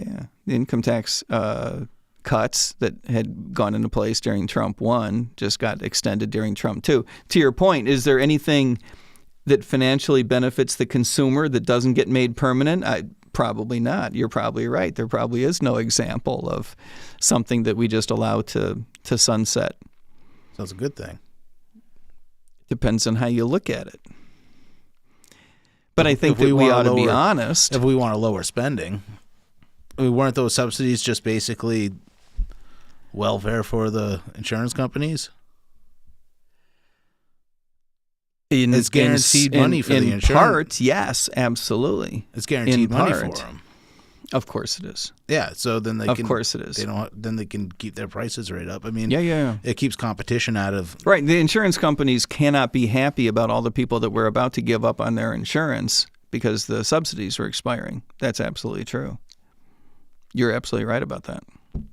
There's people that are reporting that they're getting $30,000 premiums right now. $30,000 annual premiums? Yeah. How many kids they have? Those are family plans, I'm not sure. But I've seen a lot of different posts on X, people posting. Like $2,500 a month. Yeah. It's a lot of coin. Yeah. It's a lot of coin. There are a lot of people that don't bring home that kind of after-tax income. and they're just going to have to cancel their insurance, they say. I mean, at that point, you might as well just save as much as you can in case there's an emergency. I get it. And this is a chicken and egg problem. The reason we're in this situation is because medical decisions are made by different people than the people who pay for the medical decisions. Everything is so insured that we have decoupled the decision-making process from and a lot of the financial responsibility. A lot of the hospitals and healthcare providers, actual providers, not the insurance companies, are owned by the insurance companies now. Absolutely. Owned one way or another. Even if they're not explicitly owned, they're effectively owned because that's where the money comes from. Yeah. Yeah, absolutely. Including Medicare. Medicare is a huge driver of increased costs because of the mandates. We don't. I don't know if there's many, if any, private practices in New Hampshire anymore. Not many. No, not many. The last one, turn off your lights on the way out. You should just be able to go to a doctor and pay him for a visit. And I know that there's a hospital not far from here that's getting I think they get an MRI machine donated to them. Really? I never heard of such a thing. Yeah, somebody made a huge donation to the hospital and they're buying a new MRI machine, but I doubt they're going to donate MRI services. No. No, they'll continue to be just as pricey as ever. Yeah. I think that's the point, is the donation was to help the hospital stay afloat. I think that hospital is owned by an insurance company now. It probably is, or a consortium. The person who donated the MRI probably should have taken the MRI and opened a separate clinic with it and offered the services at cost and see if they could make a go of creating a more competitive system. We could really use some more free market. Oy, from your lips to God's ears. So the Republican Liberty Caucus, Rand Paul, for instance, is the first one I ever heard this from about insurance being sold across state lines. Yeah. Is that something that the Republican... Yeah, it's a huge problem and has been for a long time. This is something that I was involved with in the 90s. We wanted, first of all, we wanted banks to be able to offer insurance, and nobody, wanted that. So we had to go through hoops to allow bank holding companies to sell insurance. But we still have state insurance markets, not federal insurance markets. There are still rules. There used to be rules, for example, that you couldn't, your bank couldn't branch across state lines. Really? Think about that. That's a weird thing. Yeah. Until relatively recently, until the 90s. No kidding. Yeah, if you wanted to open a branch in a different state, you'd have to open a bank in that state. You couldn't just branch into it. And you'd have to have special permission from the regulatory authorities in that state. Huh. This was done to protect the markets for the banks from competition coming in from the outside. How has it changed banking since? Now it's more competitive. There was also a lot of consolidation. Because it got so competitive, a lot of banks had a difficult time making a go of it, and that's where a lot of the consolidation came from, which is why we have such huge banks now. We have a relatively smaller number of giant banks. We still have thousands of community banks, which provide a lot of competition and great service. I don't know if any of your viewers out there have relationships with relatively small community banks. I'm sure they do in New Hampshire. But you can get great service from a small bank. But we do have these giant institutions now, Chase and Bank of America and Wells Fargo, that are much, much bigger in relative terms than they used to be. And that's because it's a much more competitive business now. But costs have come down, and the banks are more competitive in how they provide their services. It's a good thing. It's a very good thing. What is the difference in cost, do you think, between then and now? I don't remember the 90s as far as banking. The fee structures have come down a little bit. It's easier to do business.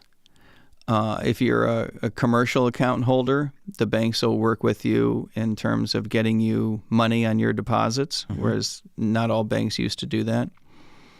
For a long time, it was effectively illegal to pay interest on commercial corporate checking accounts. Let that sink in. Huh. The reason for that was to protect banks from having to do it. It was to protect the banks. A lot of federal law was put into place to protect banks. So once that was taken out of place and people are going to go to banks that will give you interest. That's exactly right. So the banking world is much better. When I was involved in banking, we were all about pushing for greater competition because the banks knew the direction that this was going.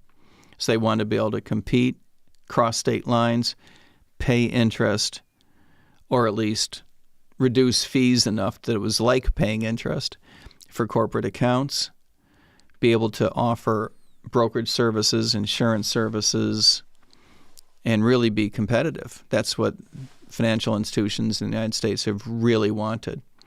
One of the things that I think most Americans don't realize is that for all of the stupid things that the federal government does, and in many cases state governments do, that effectively create monopolies for certain businesses, especially in places like energy, financial services, of course, medical fields, they're not necessary. They're not necessary. These are political constructs that can be overcome if the politicians would stand their ground, understand how the markets work, not give in to the political pressures. How has the Republican Liberty Caucus been doing? Better. In terms of recruiting? Recruiting and as far as... Better this year. How about influence? That will come. That will come. I think that the midterms of 2026 are going to be a big test for us. Whether we have the chapters in place to build the relationships that we need to build, to extend the endorsements that we want to extend, I think it's going to be a big test, not just for the Republican Liberty Caucus, but I think it's going to be a big test for a lot of organizations. And I query whether the world of politics is going to work the same way as it used to. I wonder whether partisanship is going to be the same in the future as it has been up until now. It seems to me that we are ready for not just a less partisan, I'm not trying to sound naive, less partisan world, but a less strident world in terms of the crazy shit you say about your opposition, in terms of primaries being death matches, in terms of parties making decisions from the top down, especially at the local level, right? I think that a lot of things are going to change over the next few cycles. One of the reasons I believe that is that I think one of the major issues which we talk about, but I don't know that we recognize it as a political issue yet, is the partisanship itself. How Republicans treat Democrats, how Democrats treat Republicans, how we treat each other, how we treat fellow Americans. We talk about it in terms of, doesn't the world stink, right? That we're so partisan, that we're so divided. But I think it will become itself a major political issue. In other words, I think that there will be politicians who are able to claim, whether they're able to claim honestly or not, I don't know. But there will be politicians who say, I'm going to be the guy, I'm going to be the gal who brings us together and comes up with ways to make that credible. I think that that is going to be an issue itself, as opposed to, we're going to talk about affordability. And I'm going to talk about affordability in a way that brings us together. I'm going to talk about foreign policy, and I'm going to talk about foreign policy in a way that brings us together. We have that already to a certain extent. But I think that in the future, people are going to focus on the partisanship in our politics as an issue itself. It's tearing us apart. It's tearing us apart. And I worry that at some point, if it continues to get worse, it will present a real threat to the way our society works. The Attorney General of Virginia, Attorney General-elect of Virginia right now, sent text messages. Yeah, talking about killing children. Yeah. It's going to get worse, in my opinion. I don't think it's going to get any better because that guy just got elected. That guy got elected. That's something, isn't it? Yeah. A lot of people noticed and were upset about it. That's good. The governor-elect wouldn't denounce it. Oh. Well, she denounced what he had said, but she didn't say he should get out of the race. She should have said he should get out of the race, and she declined to do so. That was a problem for a lot of people. I mean, obviously she won anyway, so it wasn't to your point, you know. But I think when Charlie Kirk was assassinated, there was a guy right in front of him as he's bleeding out on the stage cheering. I don't know if you saw the video. I did not. Yeah. That's disgusting. I'm sorry. Yeah, there's a guy that jumps right up and goes, yeah. So, I mean, and then the response online from countless leftists and school teachers and government officials that all said that he deserved it. I don't think things are going to get any better. I think that you can be a unifying figure, but if you try to be, if you want to be, but I think that as long as Republicans are called Nazis and racists, and Trump is compared to Hitler, and there's this inflammatory rhetoric that's been going on for, like I've said before, since Trump came down the escalator. I mean, they tried to pin it on Trump being divisive, but he's a polarizing figure. That's not the same thing as being divisive per se. That just means a lot of people don't like him. But I don't think that somebody's reaction to you makes you polarizing. I understand. I don't disagree. Yeah. I'm just trying to suggest that just because someone is polarizing doesn't mean that it's his fault for the divisiveness. I think the media is polarizing. I think if you or I were holding a public office of any notoriety, we would be polarizing figures because we would say things that a lot of people don't like. I don't necessarily think that that makes us divisive, but there are people who are per se divisive. There are people, we're all old, most of us are old enough to remember Hillary Clinton saying the exact same thing Donald Trump was saying in 2016. Oh, she worse. was saying in 2008. Absolutely. Policy-wise, the same thing. Build a wall, the whole thing. But she's the one who said, something like half of his Trump supporters are in this basket of deplorables, right? The alt-right. That's divisive. I never heard of the alt-right until Hillary Clinton started talking about it. Right. There's this conspiracy, right-wing conspiracy, right? I'm sorry, but if your shtick includes saying something negative about millions of fellow Americans, you better check yourself. That's a problem. The vast right-wing conspiracy, that was in the 90s. That's right. That's a long time ago now. Yeah. Absolutely. So I think that is probably the biggest issue that we have coming into 2026 is the divisiveness that we have. I agree, because I think it underlies so many of our other political problems. And I think that people are angry on both sides. I think that people on the left that are angry, I mean, you see the No Kings protests, and all the signs they have dehumanizing wording on them. They're angry, and then they say, love Trump's hate. And there's no self-reflection. But we're going to be, but we hate. Yeah. Yeah. No, it's amazing. It's as though you can't read your own stuff. It's a mass psychosis, I believe. Barack Obama is the one who said the middle of America is clinging to their guns and Bibles. Bitter clingers, yeah. Yeah. Yeah. Again, if your political analysis is a whole chunk of people supporting the candidate who is your opponent, that they're all stupid, I think your analysis needs to go another level deeper. I agree with you. I think that this is a fundamental problem and one that we need to fix. I think it underlies so many of our other issues. I think that a lot of our bad policy comes from the hyper-partisanship. I just started re-listening to The Russian Revolution by Richard Pipes today. I don't know if you've ever read that one. No. Have you heard of him? It's it's a fascinating tale. And I'm just on the first chapter, and he's talking about what was happening in 1905 with the universities. Right. And it really just...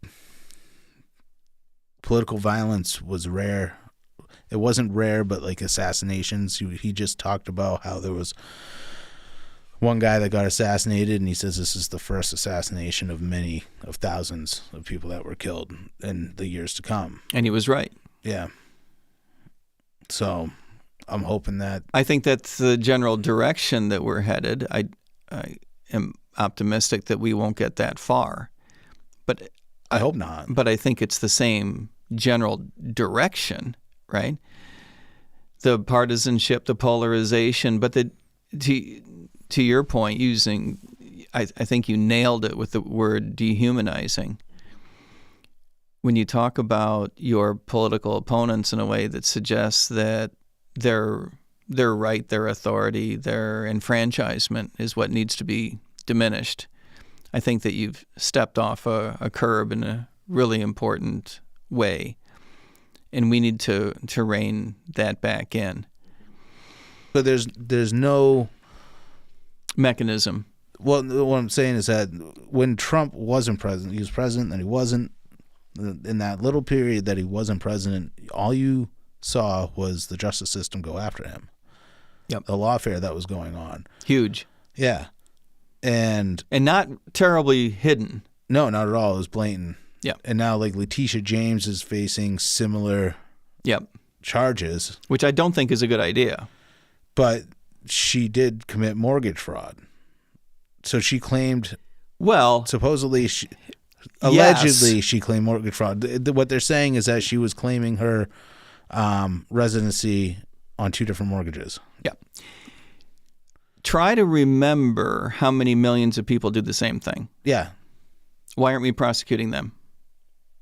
Well, I'm sure some are. No. No? You don't think so? No, absolutely not. Millions, not thousands. Millions of people do this. Mm-hmm. It's illegal. It shouldn't be done. Probably someone should try to stop it. How do we know? How did we come to find out that she did this? Well, she went after Trump, so he was going back after her. Exactly. It's retribution. Yeah, it's retribution. But she also campaigned on putting him in jail. Shouldn't have done it. She shouldn't have done it. So shouldn't have done it's just going to escalate. Yeah, as an ethical proposition, never mind good government. As an ethical proposition, you reap what you sow. Mm-hmm. It doesn't bother me. I don't have any love to be lost for Letitia James. No. She can go to jail for all I care. I would prefer that she be disbarred for the horrific way she behaved when she was prosecuting President Trump. That I could get behind. But the reason we know about the mortgage fraud in her case and in the case of the Federal Reserve governor is because a political appointee went into the data and looked and hand-selected these people out for prosecution. That's illegal. But the media still paints it in one direction, that it's the Trump administration prosecuting his political enemies. Oh, yeah. But it wasn't that. It wasn't no painted, self-awareness again. Yeah, no self-awareness whatsoever. It wasn't painted like that at all when they were doing it to No. Trump. It was as though, Trump is a convicted felon, right? So much of the mainstream media now loves to characterize him as a convicted felon, as though it were legitimate. But it's insane. A good reason why he got elected again. Ironically. Yeah. Yeah. Because people do like an underdog, for one. And don't like people being unethically prosecuted. Right. But I don't think that a lot of people are going to be upset about Letitia James Absolutely getting convicted of that. not. It doesn't, After what she I'm not did. upset about what happens to her either. I just wish that we weren't prosecuting her in the context of retribution. But do you think that you kind of have to at that point? No, No? I don't think you have to. So what about the Russiagate scandal? They tried to overthrow a president. Like, should those people face punishment for that? In my view, yes. Yeah. In my view, yes. But if he goes after them and he does do that, it'll be Donald Trump going after his political enemies again. That's what the media will spin it as. It does have to be handled carefully. And there are ways to handle this that the Trump administration is not availing themselves of. You need a special investigator. And if the special investigator finds that prosecutable crimes were committed, as I believe would be likely, no guarantee, but as I think would be likely, then you appoint a special prosecutor. Like You do not use the Department of Justice employees. But if they broke the law, shouldn't you prosecute them? Yes, and the way you do that is by appointing a special investigator. A special and then counsel? A special counsel, and then a special prosecutor. I don't know. I don't think special counsels do much. Okay. I don't know. But you do not use Department of Justice employees for this sort of thing. It just invites criticism. And in some cases, well-founded criticism. So, but if they blatantly broke the law, then why do you need a special counsel to prosecute them for breaking the law, right? Well, I'll answer that in a moment, but why wouldn't you? Why wouldn't you? Yeah. Why is it so important to use the Department of Justice employee? Because isn't that their job? Aren't they law enforcement? It is their job, but we want the Department of Justice to be at arm's length from the political process, don't we? Isn't that what we're discussing at the moment? But they weren't. No. Isn't that what we're discussing at the moment? To have them be at arm's length of the, from the political process. Oh, if a politician's breaking the law, you shouldn't need a special counsel to prove it if you have proof that they did it, right? How are you going to get the proof? Who's going to investigate it? The Department of Justice. Okay. Yeah. But don't we want the Department of Justice to be at arm's length from the political process? It would be nice, but they haven't been. It would be nice. And the way you do that is to appoint a special counsel, a special investigator, and then if there's sufficient there, you go with a special prosecutor. There is no reason to taint this with political appointees being involved. No good reason. I think people would just get away with it. If you had a special prosecutor? Yeah. Why? Who are you hiring as a special prosecutor? Who are Some they? numbnut? Seems like they do, don't they? Well, what was it in the 90s? Was it you've got more faith in political Ken Starr? appointees than I do. Was it Ken Starr that investigated Clinton? Mm-hmm. And that was supposed to be over. His selling. Wasn't he selling information to the Chinese government? No, he was being prosecuted. The last thing was lying to the FBI regarding Monica Lewinsky when he said that there was no affair. There was no or what? No sexual relationship. Okay, but he was being investigated prior to that too. Yeah, before that was Whitewater. Yep. Yep, and sexual harassment. Okay. He was being sued in civil court for sexual harassment, and then he was being accused of having lied in that court. And he settled on that one. Yeah, he settled all of them. Yeah. And he was disbarred, by the way. Yeah. Sitting president of the United States was disbarred. That's a funny thing. People don't remember that. Yeah. Now, one might argue that's not sufficient punishment. I personally would argue that's not sufficient punishment. But it is a tricky... I will give you... For those that would argue with me about it not being a sufficient punishment, I will give them it is a tricky situation. I don't know that I want to have to go through the hassle of replacing the President of the United States because he lied about sex. Yeah. That doesn't make it okay to lie to the FBI under oath, right? I think that we need to hold him more accountable than that. I would have been okay with him having been impeached and convicted. That would have been okay with me. So that doesn't mean he'll be removed if he's impeached, right? And convicted, that's right. Yeah. Right. Impeached and then convicted. That would have been okay with me. But we didn't get there. So if Trump were to appoint a special counsel to go after the people that were going after him, who do you think he should appoint? Is there anybody in Washington that you can think of? No, if I knew their name, I would say they were disqualified. Okay. You have to get someone whose name we don't know. Someone who's not a political beast. Some former prosecutor who is now in private practice. Preferably someone from outside of Washington.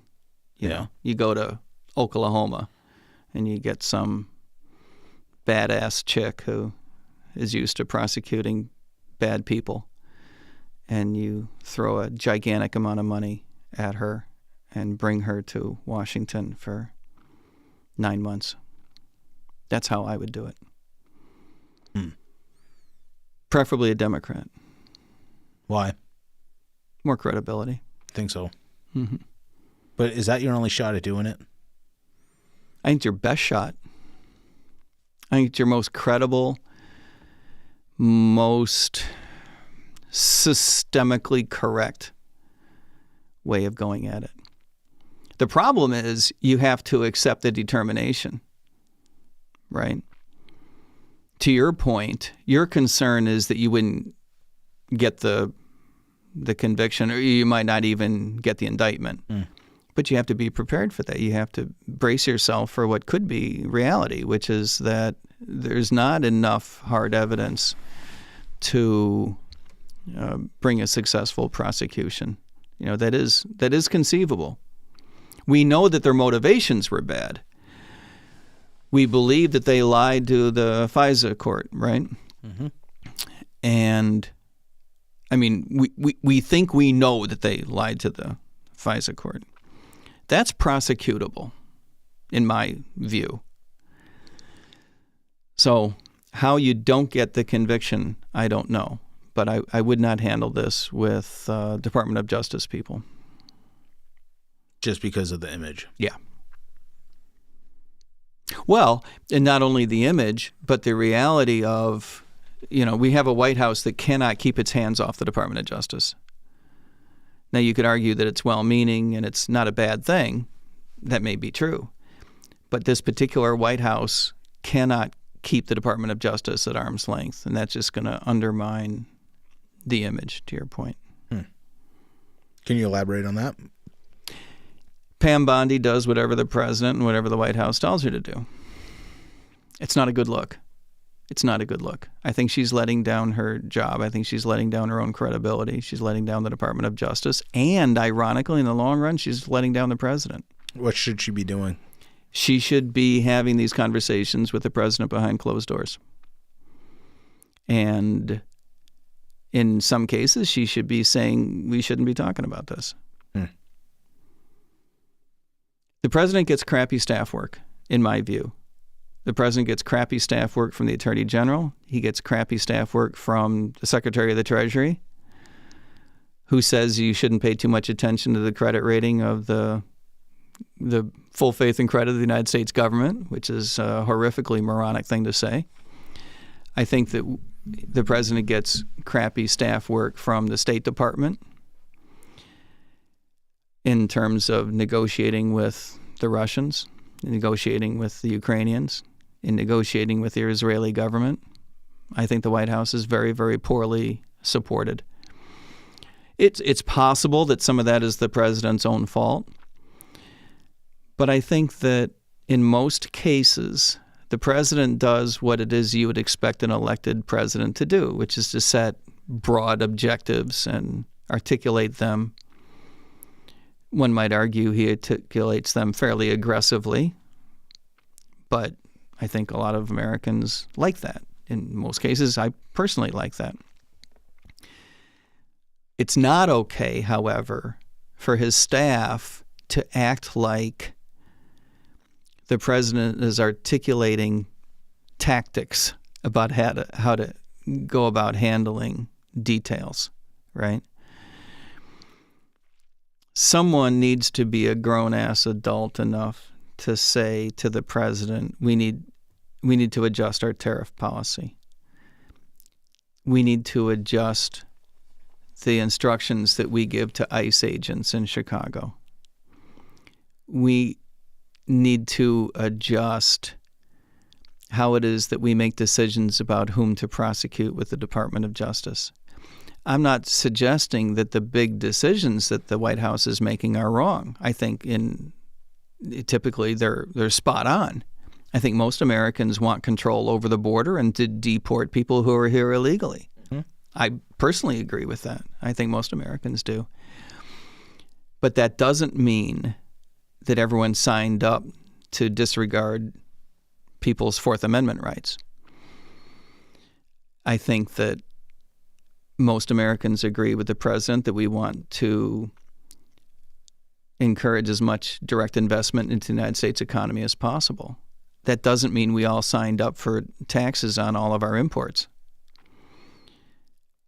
And so it's okay for the president to articulate big goals, but someone has got to be able to say, here's a couple of different ways of doing it. And I get the impression that the president is surrounded by people who either don't have the personal credibility or don't have the chutzpah to have the tough conversations, and they get railroaded.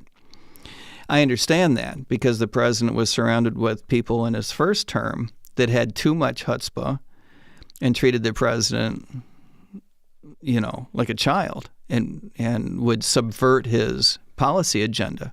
Can't have that. Can't have that. But I do worry that the president's agenda this time around, in the long run, will be undermined by bad staff work. I worry that the way deportations are being handled is going to cause such a backlash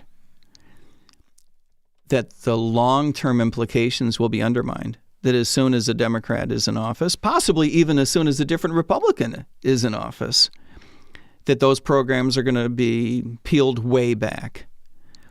And only because of so much political backlash to the way that it's being handled.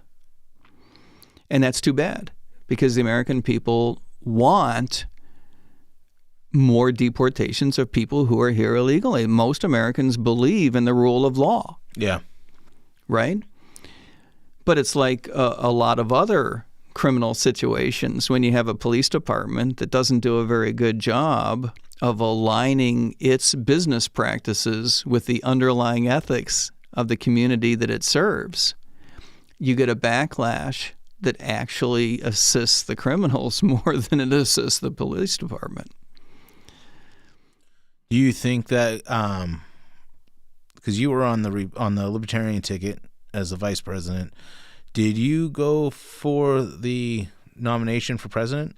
Yes. Too? Okay. Yes. Let's say and lost. But if you had won, and let's say you won the presidency, do you think you would have any easier of a time in the White House with your staff or with getting your policies implemented? Or do you think you would just get undermined just like Trump has in the past? I think there would be a lot of that. I remember being excited for Ron Paul in 2012, but now that I see what's going on with Trump, it's very difficult. Yeah. It's extremely difficult. I think that a guy like Ron Paul would have had even more trouble than Trump had in his first term. Absolutely. Yeah, I agree with that wholeheartedly. In the case of someone like Ron Paul, or even in the case of someone like me, at least we have enough Washington experience to see the blob coming. We know what the blob looks like, how it behaves. And Trump's going in with business experience. And Trump's going in there with he thinks he's dealing with rational human beings, and that's it's just not the case, right? But like you said, Washington doesn't run like a business. It does not run like a business, and they are there to outlast the blob is there to outlast the elected officials. Yeah, that's their whole shtick. Is I can hold my breath for 4 years. This guy will be gone. And that's the way that they behave. And really, unfortunately, in the case of President Trump, he was literally surrounded by people whom he had appointed who were trying to subvert his policies because they felt that they were too draconian, too aggressive. And that's too bad. Those conversations can be I appreciate, the difficulty of your boss wanting to do something that you think is a bad idea, right? We've all been there. We've all been in these very difficult situations. But I think that you need to bear a couple things in mind. One is at some point you need to give in, right? You need to give in and say, well, the boss is the boss, and if this policy doesn't work out very well, if this turns out to have been a crappy idea, we'll all learn our lesson. You need to be able to eat that. The other thing is that you need to remember that you're not an elected official and that he is. Third thing you got to remember is maybe you're not as smart as you think you are.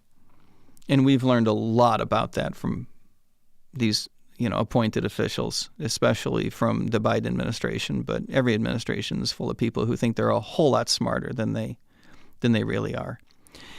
And then the really big one that really sticks in my craw is that if you were so smart and so badass and so important, and you really understood how well this, and you're so patriotic, why is it you can't have a grown-ass adult conversation with your boss? Mm-hmm.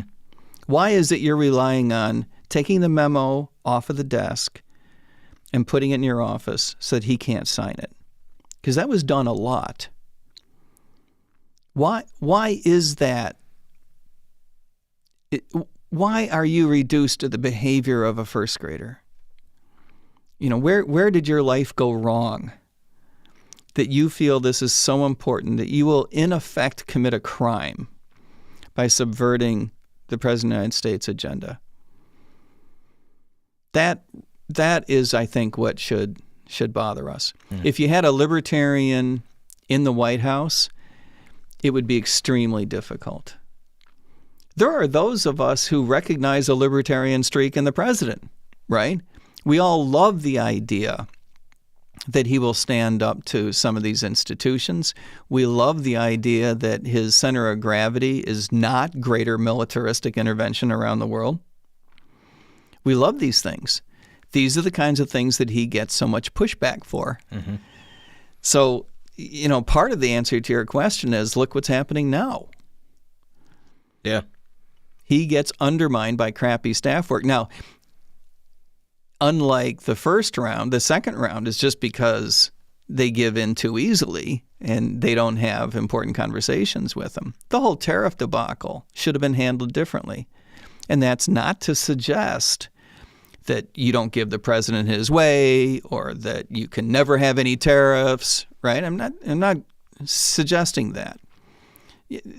Yes, I'm anti-tariff as a libertarian, but the point I'm trying to make is that there's a whole range of conversations you can have with your boss other than tariffs are bad, tariffs are good, do what you want, or, I'm going to subvert your agenda.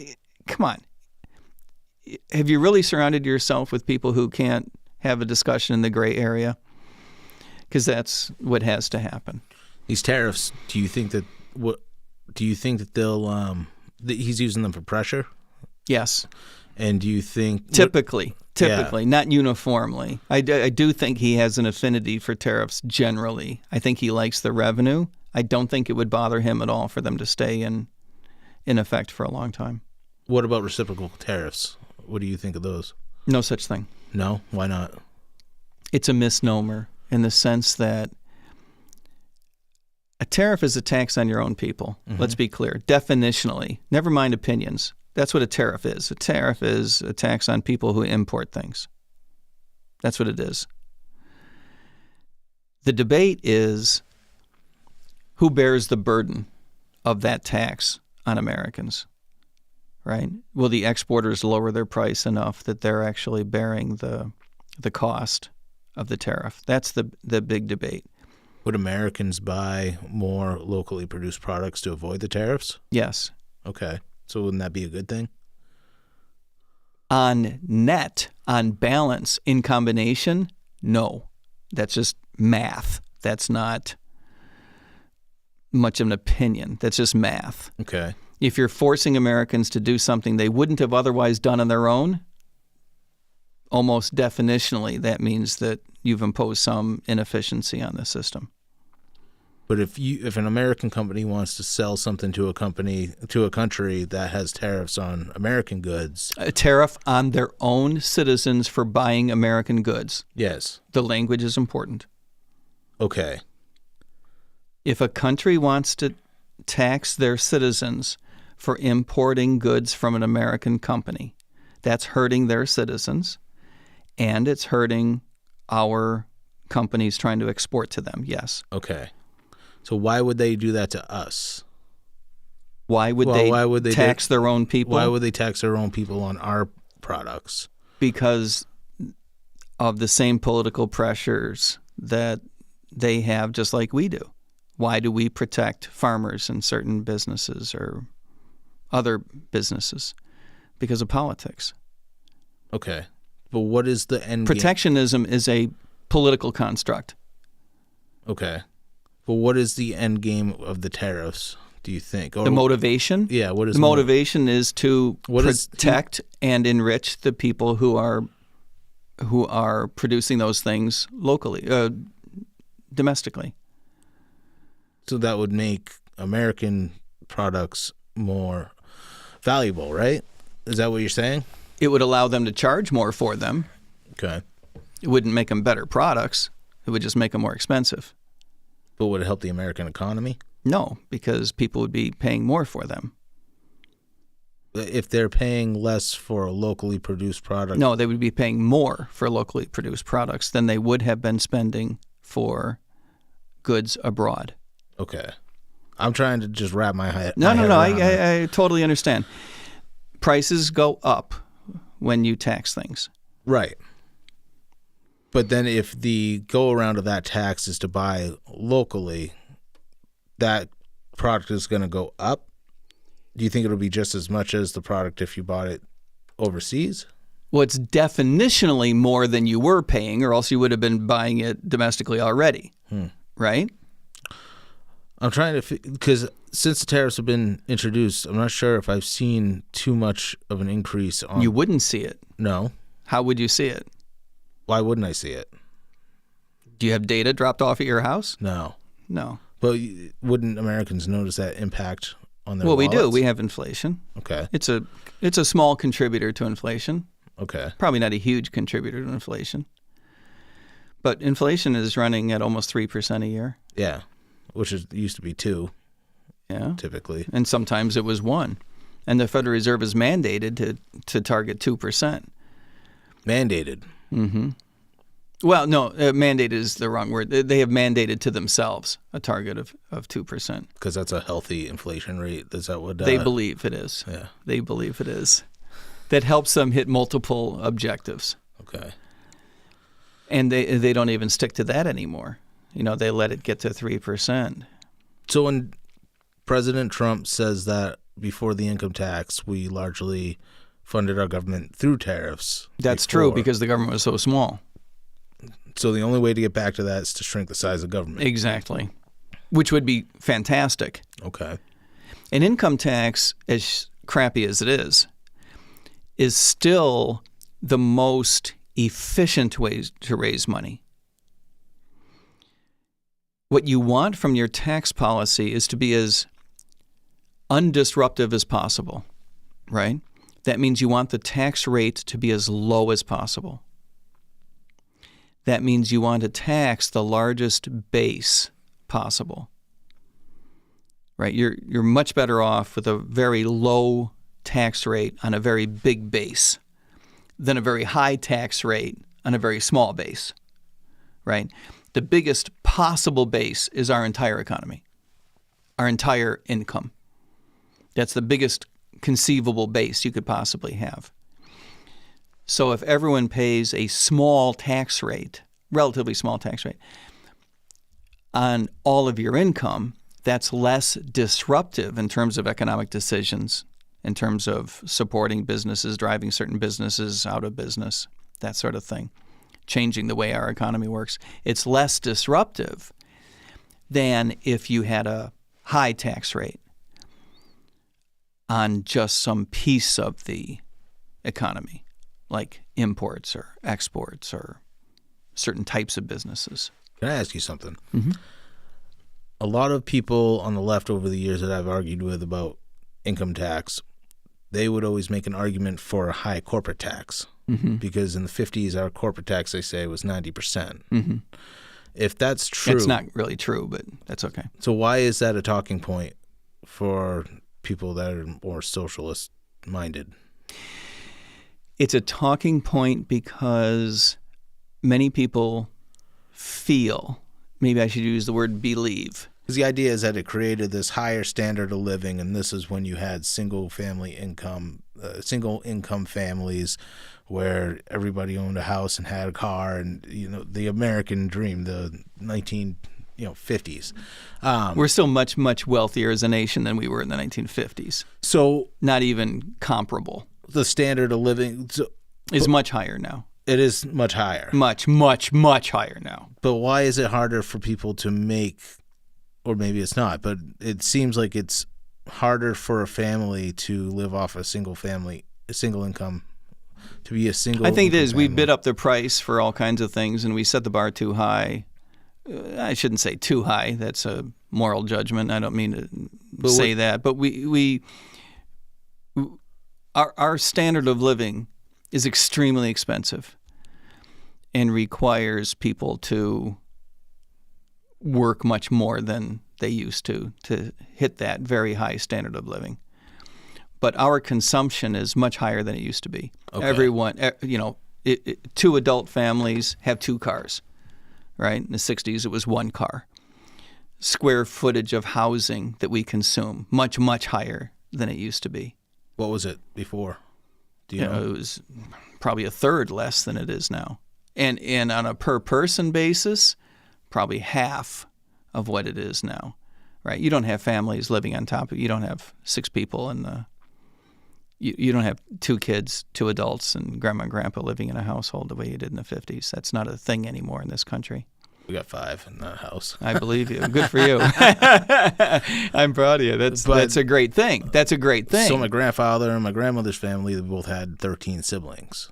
Mm-hmm. And I'm impressed. My grandfather's parents' house, it was just a regular cape, 2-story cape with a basement underneath. Yeah. 13 siblings.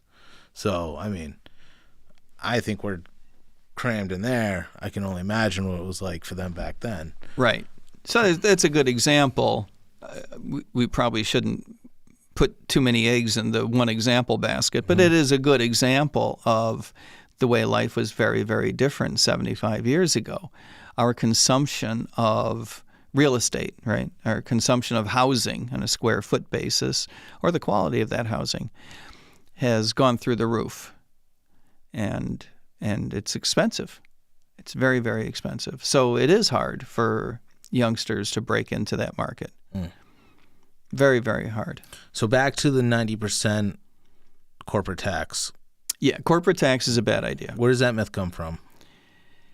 It comes from a high marginal tax rate, that if you made too much money, you would get tripped into a high personal income tax rate. So you could pay corporate tax, and then the money would be dividended to you, and then you would pay tax on that again.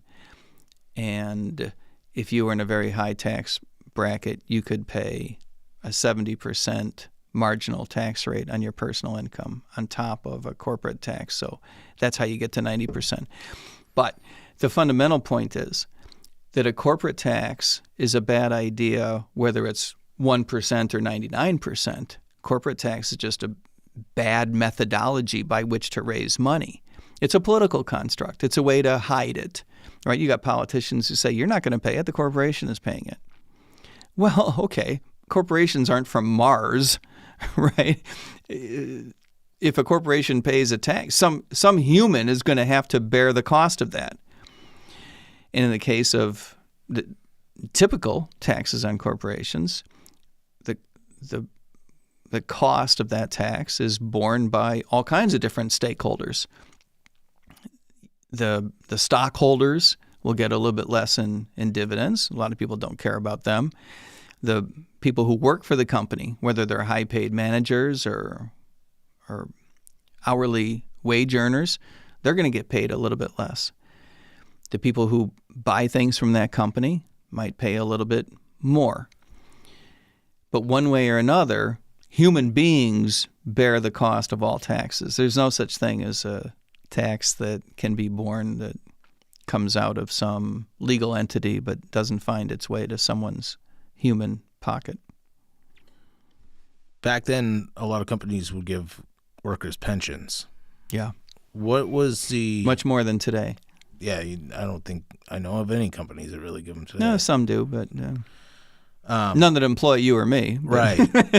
What changed where that was a thing and then now it's not? Do you a couple things changed. One is the relationship with employers changed at a real fundamental level. We no longer expect to have a long-term relationship with our employer.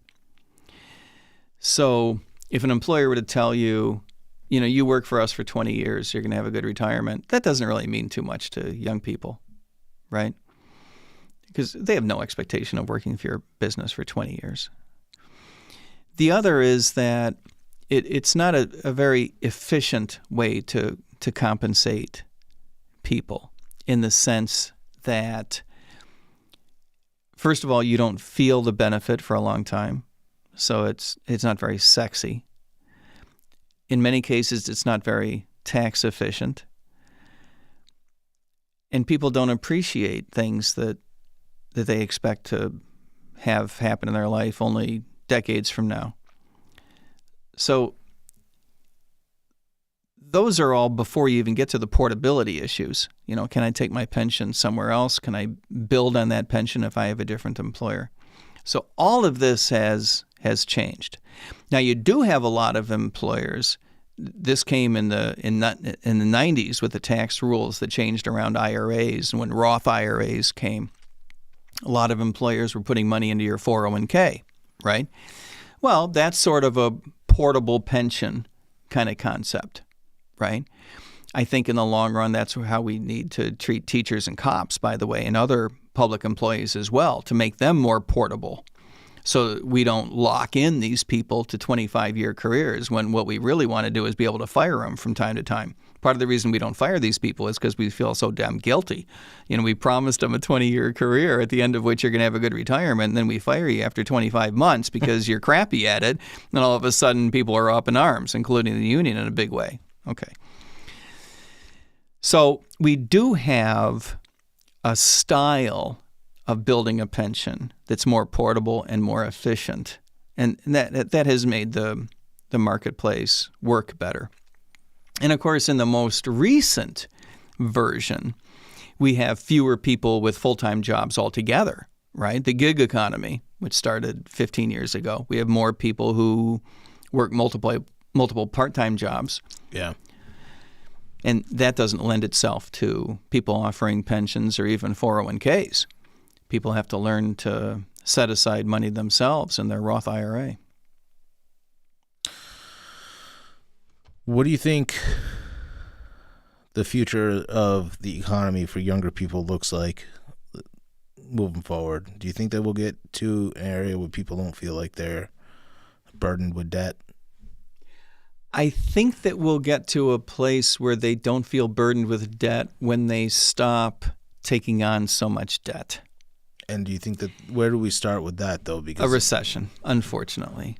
I think that these are lessons that have to be learned the hard way. We can't just implement it through our education system. That's a really happy thought. Yeah. Good luck with that. I think it's a good idea.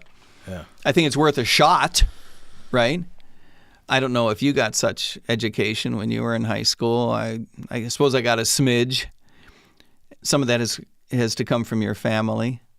We need to be teaching each other to be more careful, not to take on too much debt. We need better rhetoric from our political leaders. All these things play a role. But do I think that there's going to be a real adjustment shy of a nasty recession? Not optimistic. I think something dramatic might have to happen before people learn their lesson. And then, people only learn the lesson intermittently. Let's assume the government doesn't bail a bunch of people out. Well, that's true. That's true, because it is possible to learn the lesson backwards, right? When bad things happen and the government misbehaves and subverts the lesson learning, you could learn the lesson opposite of what it is that you really need people to learn. It sort of goes hand in hand with the debate over the ACA subsidies, right? You want people to understand that there's a cost to this. Well, as soon as the cost comes back, people are politically up in arms, and so you need to extend the subsidies. You've just taught them the opposite lesson, which is that, no, we're not going to force you to bear the burden of these ridiculously expensive health plans. The government's going to bail you out. The world is full of opportunities for the government to step back and let people learn important lessons. And in so many cases, we teach the wrong lesson. And ultimately, if I may say so, I think that we run the risk of failing the big lesson regarding democracy. I worry that we are creating these threats to the way our society works, whether it's the federal debt crisis, right? Military interventionism gets us into a war that we can't get out of, right? Or civil unrest because of so much polarization, so much partisanship. Big, huge threats to our society that we would not have considered likely to be existential threats to our way of life even a decade ago, much less 2 or 3 decades ago. But now, if you talk about a potential financial collapse of the federal government, a lot of people say, yeah, that could happen. If you were to say, I can imagine civil unrest getting out of hand, requiring the federal government to crack down, and that leading into a death spiral of civil disobedience and civil unrest and government heavy-handed crackdown, you could imagine that happening. In the 60s, even with Kent State, at no point did we think this was going to spiral out of control. You could easily imagine a military conflict, not with Afghanistan and Iraq, but someone with a big brother who is pissed in a way that was not going to be easy to put back in a bottle. You could imagine that. You could imagine a nuclear exchange in your future. These big threats, if any one of them were to bring down at some point the federal government of the United States, I'm not suggesting that that's likely, but no longer can you say, oh, that'll never happen, right? Those things are impossible. If you say these things are impossible, you're kidding yourself, I think. Okay, if the federal government were to, in some sense, fall, or at least be really compromised in the future, there will be people around the world and in our nation who will learn the lesson that democracy doesn't work. That's what's at stake. What's at stake is not the federal government of the United States. As a matter of fact, I would argue that people like you and I really don't give a rat's ass about the federal government of the United States. It's not like this is an organization that adds value to our lives, right? It's not like we would miss it. But the lesson that could be learned is that democracy doesn't work. Remember, the United States democracy is the leading democracy, not just chronologically, but in terms of success, in terms of power, economic development, our standard of living, our way of life, protecting the First Amendment, all of these things. In every one of these areas, we're the leader. We're not just an example. We're the leader. If we can't make democracy work, the world will learn that democracy doesn't work. And there are people out there who are dying to learn that lesson. Vladimir Putin says every year, democracy doesn't work. And our style of government, he doesn't characterize it as, I'm a badass authoritarian, but he just says, our style of government works better. And we're going to prove that over the long run.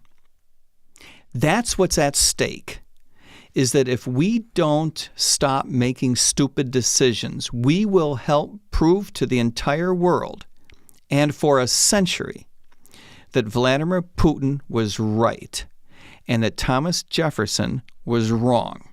That's what's at stake. So the Republican Liberty Caucus, where can people find out more information about it? You can go to a couple different places. You can go to rlc.org. That's the basic. Not a terribly sexy website, but you don't need a terribly sexy website. I'll give you the basics. You can also go to my website. You can go to MikeTermott.com, which is trickier because you'd have to spell Mike Termott. You want to, for everybody listening? No, it's too hard. It's too hard. There's 2 A's in Termott. So you can go to MikeTermaat. You can go to MikeTermott.com and read a little bit about the Republican Liberty Caucus and then link into rlc.org. So that's not a bad way to do it.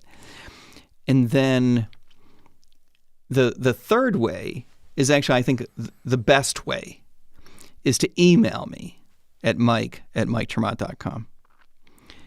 I think my phone number is probably still on the website as well. But email me, and then we can have a conversation. And by the way, emailing me or even calling me or texting me is a no obligation contact. We do not beat people into joining. It's just a matter of answering questions and having a conversation. And by the way, people can reach out and have a conversation with me about things other than the RLC, right? If you just want to tell me you think I'm an idiot, I'll entertain that conversation for 10 minutes. That's fine. Well, I think. Do you have any social media accounts?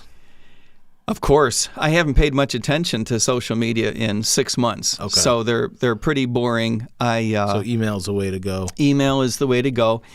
Yeah, Mike Termott with an underscore is the X account. I'm on X, and there's 2 Facebook accounts, and there's Instagram, and there's TikTok, and there's LinkedIn, and fun. Yeah, if anyone wanted to find me, they have no excuse not to be able to. All right, so New Hampshire's looking for Republican Liberty Caucus chapter, and if you'd like to get involved, reach out to me.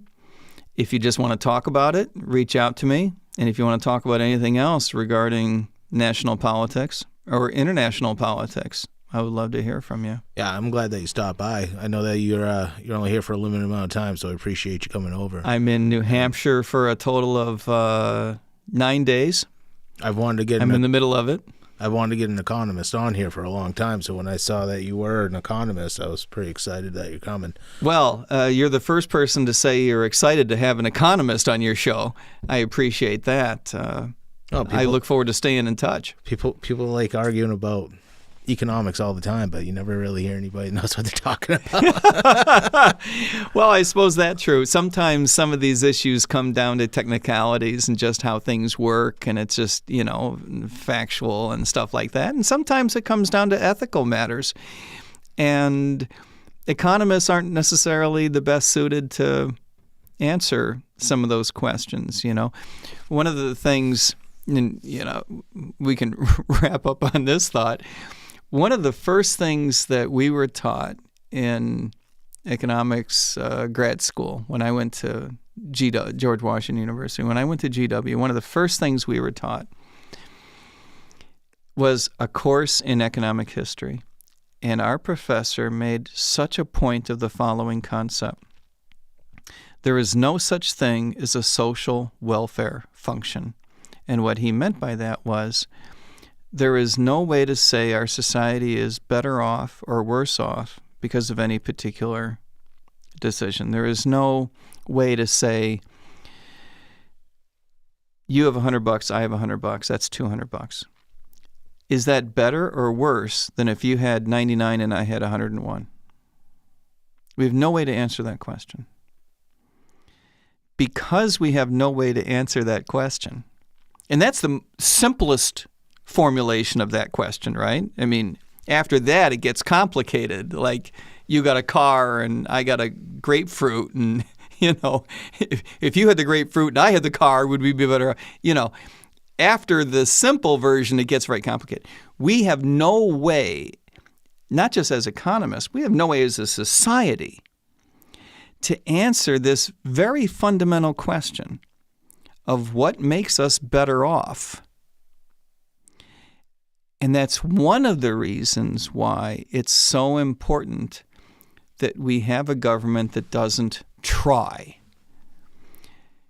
that we have a government that allows each of us to make all of our decisions for ourselves and to work it out, even if we can't do a very good job of it. That's what markets are for. That's what markets are for, and that's why God gave you a brain. One of the things that I spend a lot of time talking about, especially with friends and family, is that imagine a world in which socialism worked. This is a this is a thought experiment. Imagine a world in which socialism was better than capitalism in terms of allocating resources. Let's say that our economy worked better and we all got rich if the government centrally made all of our decisions for us. The government's better at making decisions for you than you are yourself. Imagine such a world. Completely a thought experiment, because we know it's not true. We know empirically speaking it's not true, both anecdotally and with hardcore research. We know it's not true. But imagine, okay, in such a world, would it be ethical for the government to make all your decisions for you? No. No, because it's your moral obligation. It is your ethical journey to make decisions for yourself, even if you made crappy decisions. It's my life. It's your life. And in some sense, you're letting down your society if you were to cede authority for making decisions to anybody, much less the government. If I'm going to cede decision-making to someone, it's going to be my wife, right? Or my kids, or my mother. It's not going to be the federal government of the United States, right? But you're letting down yourself, your family. In the context in which I was raised, you're letting down your God, you're letting down your faith, you're letting down the idea that God gave us free will. Why would we want to allocate that God to gave the you government? free will. Why would you want to give that to the government?